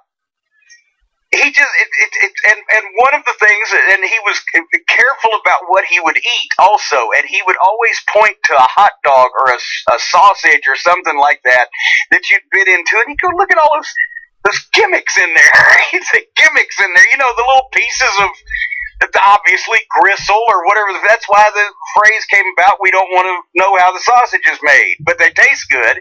But he'd look at all those gimmicks in there, right? And he didn't want to eat it. Grossed him out bad. So, as a matter of fact, what he would eat, sometimes you could give him a suggestion. One of the ribs at Midnight Express, car ribs that we played on each other, was, it's late at night. Have I told you the pork rind rib, where Bobby slipped the pork rind, and Stan thought that he'd eaten a goddamn, you know, fried rat, because we put that suggestion in his mind. He was susceptible to suggestions, but he could do that also. I.e. the lots of ants rib, where he had spent 50 miles in the car talking about how he hated summer because all the bugs and the ants and the spiders, and then talked about the ants in the dugout that he saw where I had been dressing at the outdoor show that night, and then he'd thrown the plastic ants on me. I was already thinking about ants. He did everything but bring up the movie Them with James Arness, so I was thinking about, you would plant those hypnotic suggestions in people, and then you would rib them, and it had more impact that way. You obviously ate whatever you wanted. Bobby did noticeably get pumped in the later half of the 80s. When you're on the road, what is Stan eating? I mean, if he's riding with you guys and you guys are not adhering to the same diet as him, like what was his eating habit? Well, and by the way, Bobby did get plump because that's the time the schedule just went insane, and then we were on Crockett's plane, and where I was bringing in, Bojangles chicken and biscuits on the plane or whatever the fuck, or we get Sabatino's from Baltimore before we left. But finally, Bobby did go on it because also once that he got, I think it was the Fantastics program. That wore the weight off of him when those guys were going up and down. But Stan, that was the thing because of his genetics. He could eat anything. I mean, he wasn't eating the triple cheese and the extra fries and everything like me. He'd have a baked potato or he'd have a grilled chicken sandwich or whatever. But he didn't go out of his way. Stan, his whole family's genetics. His father was 90-something when he passed. Looked like he was still in his 60s. His mother, I believe, is 90-something. Nobody knows really how old Stan is. He doesn't look it. But he could get away with a lot of shit that other guys couldn't get away with. But then Luger was just, those guys like Luger and Sting, plus they were making, big money, but they would go out of their way to go to sit down restaurants and, order the stuff that, when they could find them, and order the stuff that was healthy and et cetera, and we'd just go to the drive-thru and get the fuck home. But Stan was ahead of all of them. Genetics plays a big part. Genetics. Just don't fuck with your genetics. Left center field on the move, Jackie Bradley. Lunging down. Oh, he made a play! And he slams it on the wall. A slice. Great catch by Jackie Bradley. The crack in the bat, it looked like there was no way on earth he was going to run that out. Big time newspaper. And look at the quality of the pitcher. I mean, he's standing there and just climbing. Talking about how she did retiring in center field, wrestling on national television. The entire time that she's one of the best I've ever seen. We got a standing ovation here. It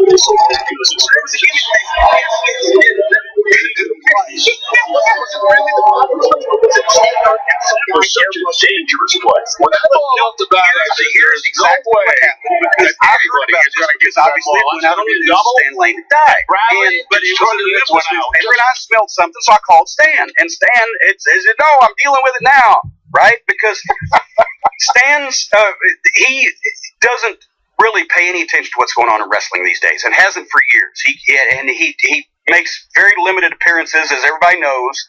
We got him out to WrestleCade for briefly, but anyway, it's 30 minutes from his house. Anyway, he had a bunch of people calling him, say, "Are you all right? Are you all right?" And he found out about this. So Sal Correnti, who started the Wrestle Reunion concept several years back, and who had refereed and blah blah blah, he's on the periphery of the business. Sal is Stan's contact to keep him in touch with wrestling shit, right? So he's kind of de facto agent.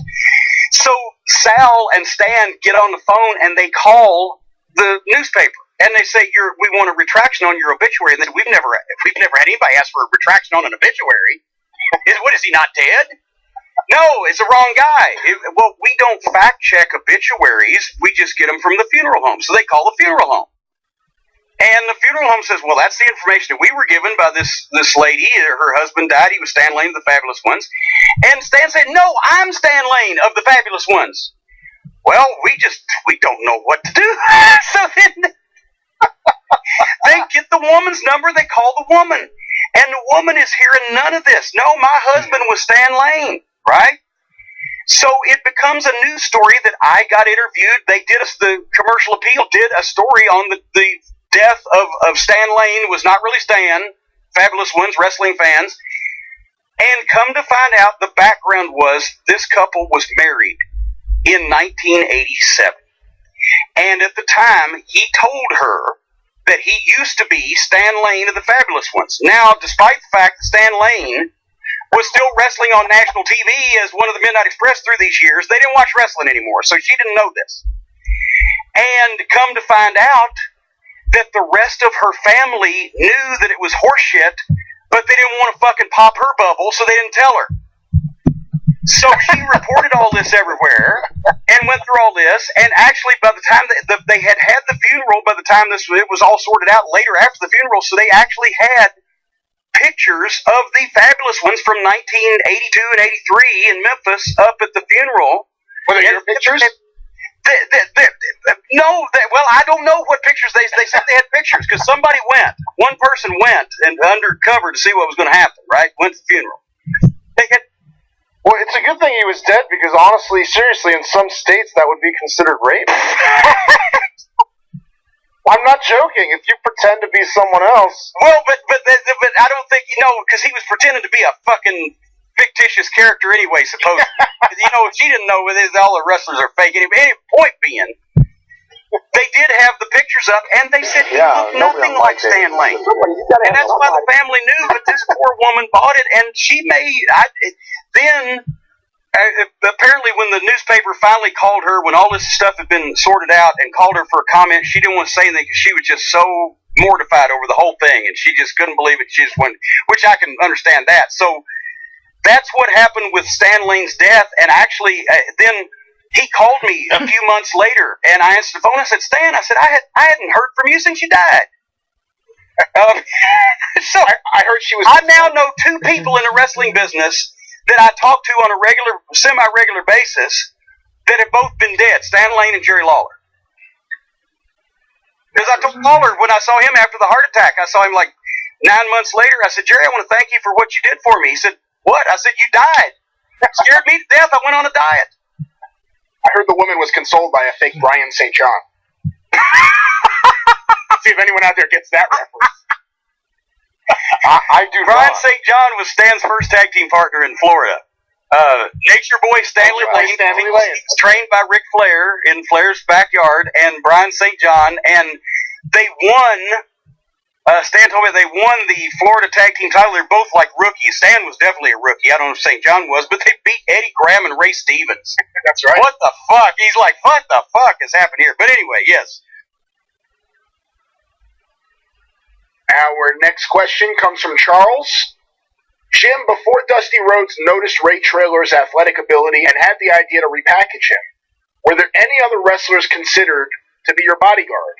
Also, if Ray Traylor had not been chosen, and Dusty had suggested the idea of a bodyguard and asked your input, who do you think would have fit the role?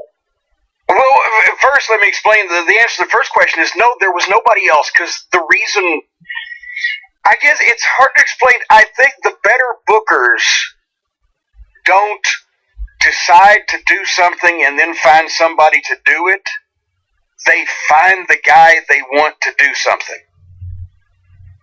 Dusty didn't have an idea to have anybody be my bodyguard until he saw this big athletic fucker, baby-faced, fucking ring outfit looked like shit, no fucking tan, flabby in a singlet, 22 years, was he 22 years old yet? Might have been still 21. But he's 360 pounds, and he's, and I mean, you remember the Atlanta TV job guys of the time, and there were, for every Mike Jackson or George South that was a, polished pro worker, there was tons of guys who, were trying to live the dream and doing their best, but where else are you going to find grown men to get literally beaten up by the Road Warriors or stretched by Ronnie Garvin or chopped by Wahoo McDaniel or whatever, different every week. It was, so that's what you had to put up with. And anyway, Dusty sees Ray Traylor, that size, 6'6", 360 pounds, knows he's only had 5 or 6 pro matches, but and the guy gets no offense in. He did a job for the Midnight Express. We beat him up. Tully gave him the slingshot suplex, but he saw the job he did, the way he moved, the way even his shit looked, and Dusty was creative, and he knew that, you can't teach size, but also this guy, I can tell the way he moves in the ring. I'm in Dusty's head. I can tell the way this guy moves in the ring. If he's 22 years old, here's going to be a big heel. And I got an idea. How can we bring this guy in and feature him, even though he doesn't really know what he's doing?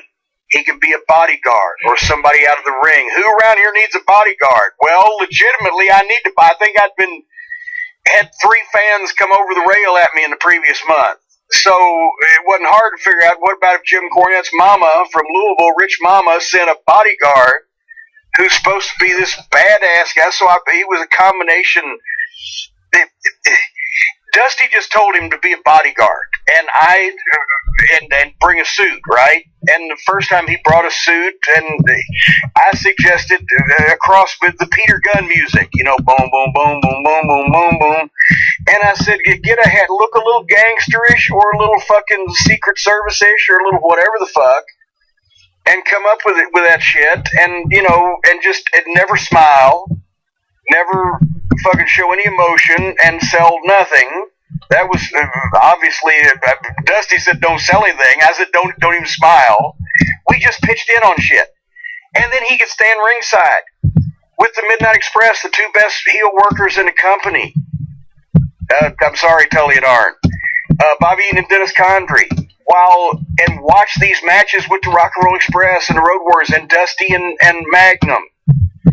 And he can see the top guys in the business, and then as he got him in the ring a few months later, he could work with the top guys in the business and be protected, because since he was Big Bubba and he didn't sell, he didn't have to do that much, but he started being able to do so much shit so quick, and it looked so different from everybody else's that he got over. But that's what Dusty's thought was, and it wasn't hard to follow if you think about it that way. And then he knew he wanted to keep, because he knew that he could, if nothing else, steal a house, like they used to say, build a guy that can't do anything up because other guys can't around him until he gets to the big star, and then sell out and beat the guy and he's gone because he's a shits. He knew he could steal a house with a gimmick like Big Bubba Rogers, but he wanted to see if he was going to have longevity, so he gave him that opportunity, and he milked it for quite a while, and then finally he and Dusty said, you know, there's still never been more people pay to see a wrestling match in Pittsburgh than Dusty Rhodes and Big Bubba Rogers, and Bubba hadn't been in the business a year at that point. You know, he'd learned quickly and adapted, but he had the cocoon there to you know, get a crash course and on-the-job training. But, you know, it wasn't hard to figure how you make money with a guy like that if you're Dusty Rhodes. I know you weren't there, but I always enjoyed the match where he won the UWF title from the one-man gang. It's pretty early in his career, all things considered, but it's actually a really good match. Yeah, and you know, and Gang was another guy who could really move as a big man. He was probably, besides Bubba, in that period of late 70s, mid 80s, they were the 2 biggest, well, and Bam Bam Bigelow. But, you know, so you had Bigelow, Bubba Rogers, and One Man Gang come along about the same time. You know, I would have loved to have seen, I liked Big Boss Man as a gimmick for, and I guess it was more marketable, but God, he was just always Bubba to me. And he just seemed more like himself. I don't know. Maybe it's just because that's the way I got to know him. He was great with you guys, but I also am a big fan of Hercules Hernandez as your bodyguard.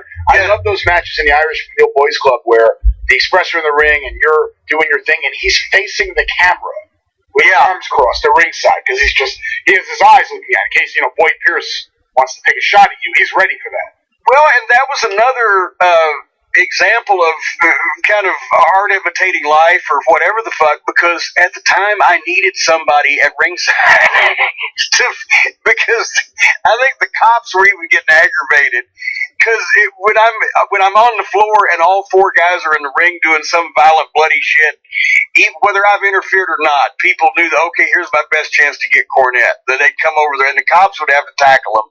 So with Hercules Hernandez and when we did it at house shows sometimes too, and see, sometimes he didn't go out on all the house shows with me. He was just on it at TV because he was working on the house show also, and they didn't want to spoil his pop or whatever.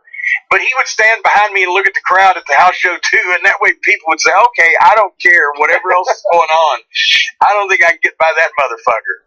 So that was good for my health for a while. Well, I want to say it was Boone, North Carolina, I think, but I'm not sure. Point is, Bubba and I had ridden, Bobby and Dennis at the time had gone gone on ahead. Bubba and I had ridden together, and we get to the building at the spot show, and it was, I think, a college gym. We weren't familiar with the area, so we went and we parked around back. We didn't know you were going in a side door or whatever. So we go to this back door, and it's one of those exit doors that don't have a handle on the outside. They push open from the outside, from the inside, right? I'm botching this story already. So we were like, oh, fuck it. Now, a bunch of people say, hey, that's Cornette, that's Bubba Rogers. Then they start, and it's a bunch of, since it's college guys, they're being rowdy, and there are a dozen or so, and that was at a time where we were heels, and so thus far they were not coming down to get our autograph. So Bubba just turns around and gives the biggest flat of his boot to that fucking door, and bam, he kicked it so hard it bounced open toward us. Oh, God. One of those metal fire doors. I've never seen anything like it. Jesus Christ. He did the same thing one night when I think we had the shits.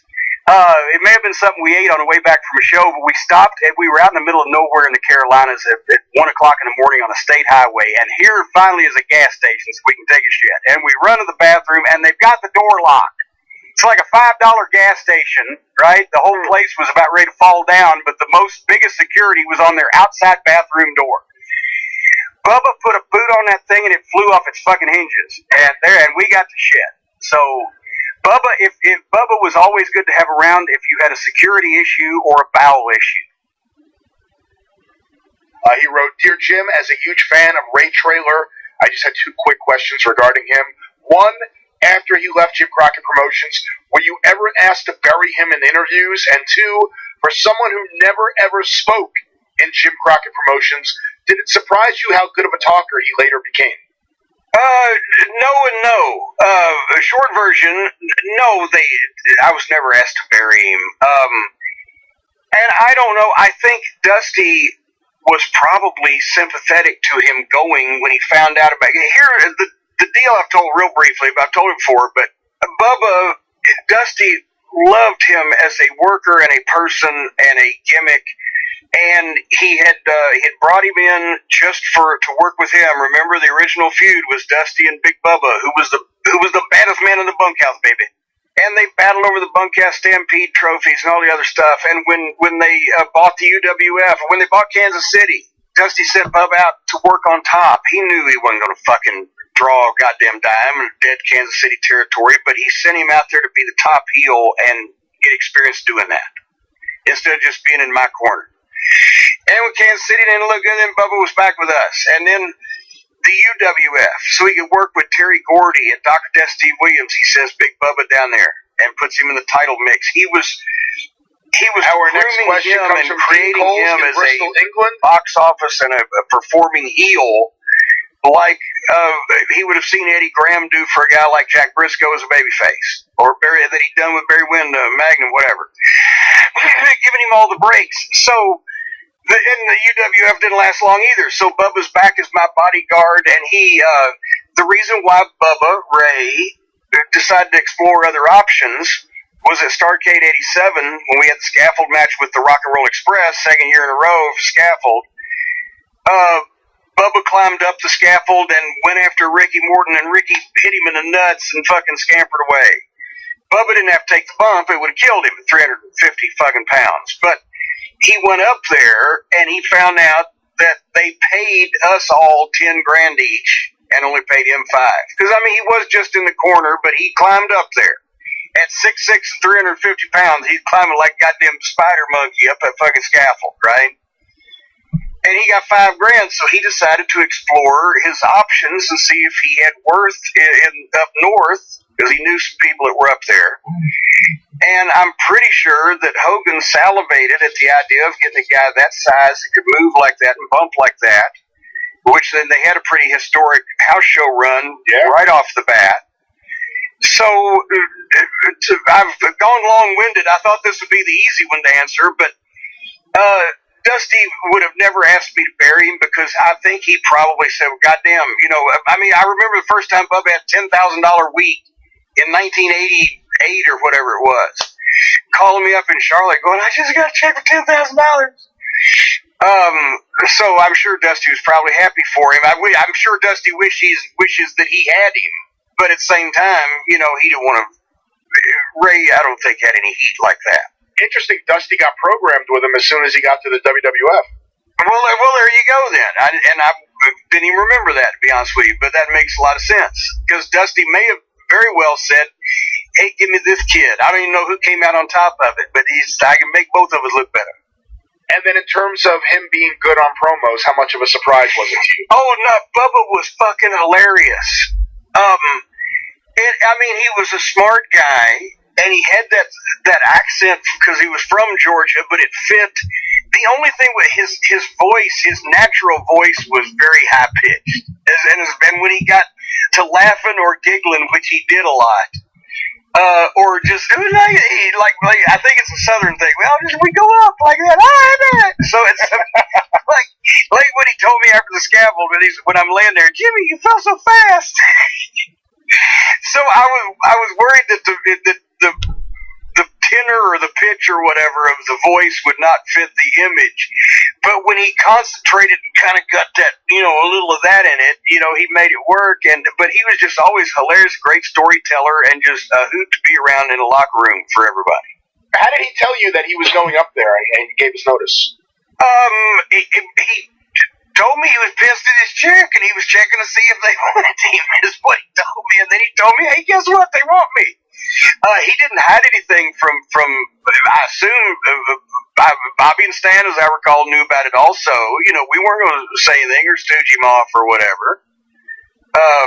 But no, it's not like he hid it or whatever, but we weren't going to broadcast it either. And at the time, you didn't get a lot of fucking details. There was a lot of it was like, hey, yeah, they're interested. Here we go. Do you have any idea who he would have spoken to about? Well, God damn it. I can't remember, but it was somebody that had left Crockett and gone there shortly before or previously before, whatever. But I can't really even remember. Rude, I guess, is the candidates. Number 3.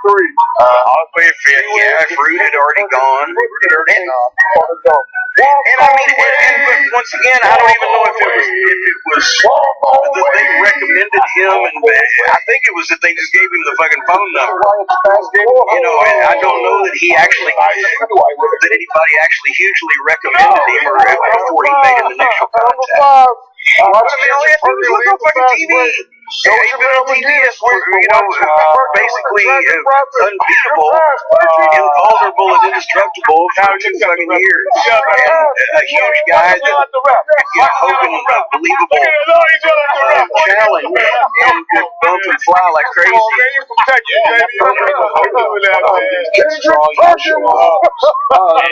right. It was a newcomer that was growing. When I was a kid, Number 5, all the other kids talked about what a big deal was. Hogan would give him very Tragic complex. Bronson. The cage. But he did that every town. They were doing that every night. He was fearless, and especially if he could, that's why his shit looked different than everybody else's, but it was still safe, and he didn't hurt you or whatever the fuck. But from his early days, and he does what he usually does. Job matches, squash matches on TBS, I tried to encourage you, since he was supposed to be a street fighter and a bodyguard, to do more than just, instead of films that just look like everybody else wrestling moves, with strongman and actually fucking movie monster fucking moves, right? So his shit always had a little different kind of twist to it that made it look even more and that a big guy could do that and was agile enough to do that. That's what got his shit over. But when you think about it, somebody just tweeted, may have been Dean, just tweeted recently, one of his first squash matches on TBS as Ray Traylor, and he just came up with a bunch of job guys. I think he did 1 or 2, I think just 1. He just did couple matches that day. But he took the slingshot suplex from Tully, and Tully was 5'9" and 205, and Bubba was 6'6", and at that time probably about 360. He was a little beast. And then Bobby Eaton picked him up and gave him a perfect belly to back. He just, just like nothing. And that's when Dusty took him off TV and brought him back 2 months later as Bubba Rogers. But from that time where he was doing those job matches and that awful singlet to the time that he was working and he got paid, I'll guarantee you, $60 that day to do that. Until the time he was making $10,000 a week, made it in Madison Square Garden with Hulk Hogan was approximately 2 years. That's really amazing. We pose this question. I mean, as much as possible, because no cell phones, right? So he's on the road with the WWF at the same time as I'm on the road with WCW. So every once in a while, if he's home for a few days at noon on a weekday, and my phone ring, or whatever, we'll be able to keep up. But we never lost touch permanently because then I came back just in time I came to the WWF just in time to see him for a while before he left. So that was only a couple of years.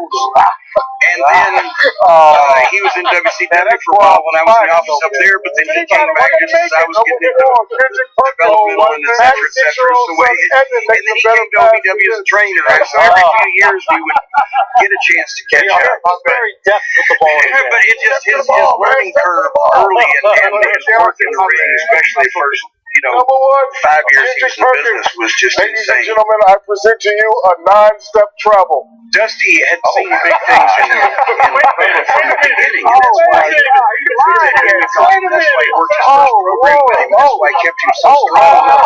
And then they fought the UWF, and I think that's when Teddy DiBiase left, and so they needed some other top guys. And we can litigate all day long whether or not they handled the UWF talent roster, but that's not correctly. But that's not the question we're talking about here. But he wanted to take Bubba in as a top singles guy. Now that he kind of had because remember, Bubba had only been working about a year, probably at that point, a little over a year and a half. But he wanted to give him a big break, and we were happy about it, and Bubba was excited about it. And the only reason I was upset was because, oh God, he's so good with us, and our gimmick is so great. But I wasn't gonna, argue. Oh no, Dusty, don't send Bubba to a new territory. You're trying to get, kick-started and put him in a main event heel position. That would have been ridiculous. So we were happy about it, and I think it was. I don't remember how long he was there, but like 6 or 9 months when they decided to, to fold the talent roster back together, and we got him back. And then, maybe might not even been 6 months. And then basically the reason why he chose to explore greener pastures, don't you? Why was that? At Starrcade '87, we had the scaffold match with the Rock and Roll Express, which that was shoehorned on. The scaffold match at Starrcade '86 with the Road Warriors drew that house in large part. It was the ultimate match with the Road Warriors. It's the thing everybody remembers. We more than earned our money that night.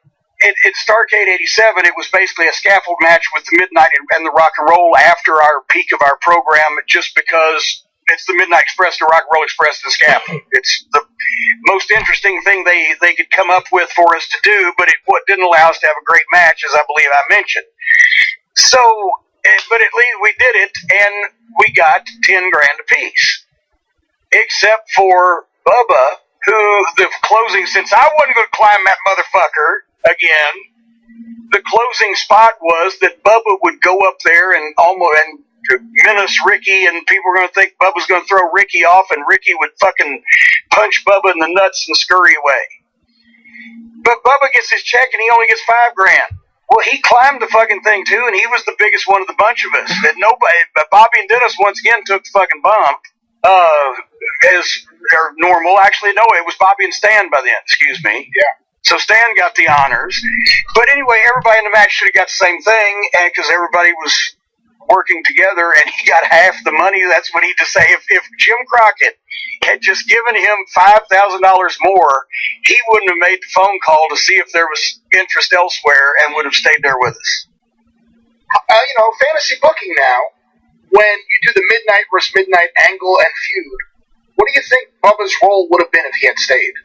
Oh, God, I mean, eventually he would have either been a top singles heel and still in our group, as much as me managing him, maybe break him away from being ringside with the Midnight, because Dusty eventually would have elevated him into being a bigger single star than maybe to need to be at ringside with the Midnight all the time. I might still have managed him probably, because the one thing we've established is that he didn't talk and it worked that way.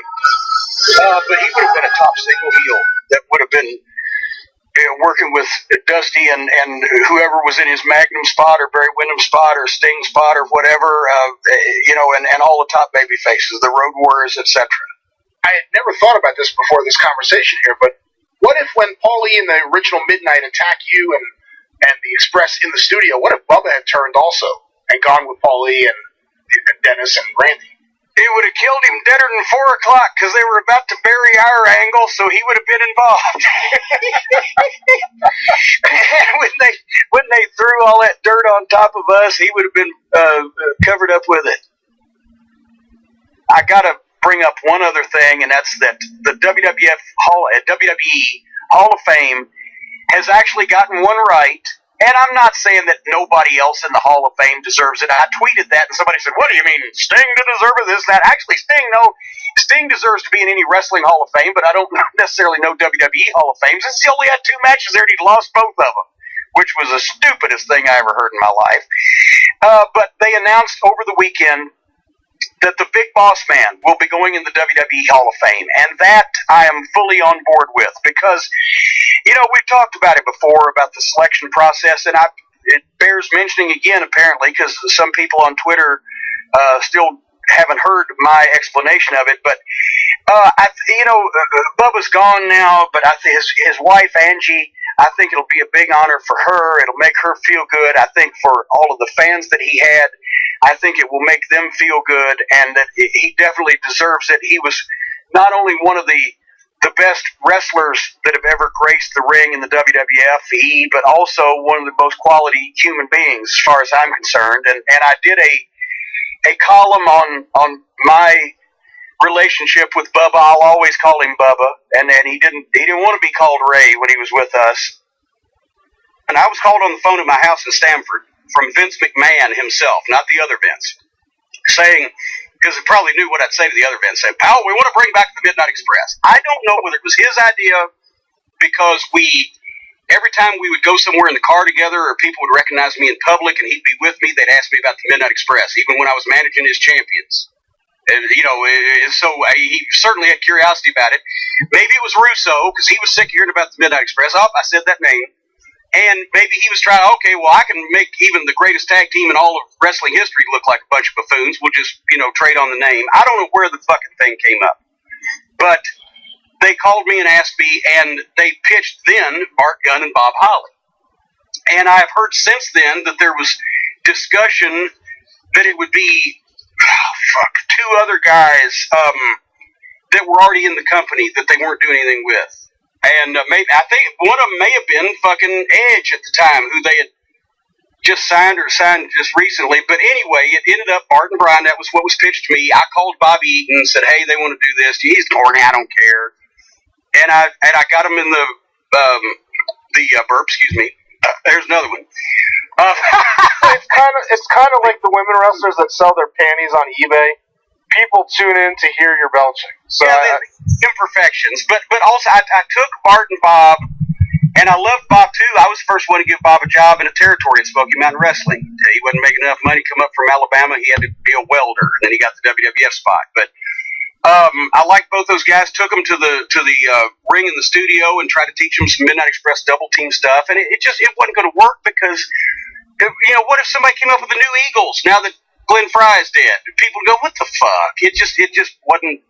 We tried. It didn't work. And with Ace Darling and Devin Storm, I'd managed those guys a number of times. They were one of Dennis Corluzzo's top tag teams. They were both from New Jersey, did a lot of Northeast independents in the late 90s. They were a very good tag team, and there's more pictures out there floating around of me with them than there are the original Midnight Express. But no, they were never under consideration because it wasn't about bringing new talent in and calling. It was about doing something with talent that the WWF already had. So there we go.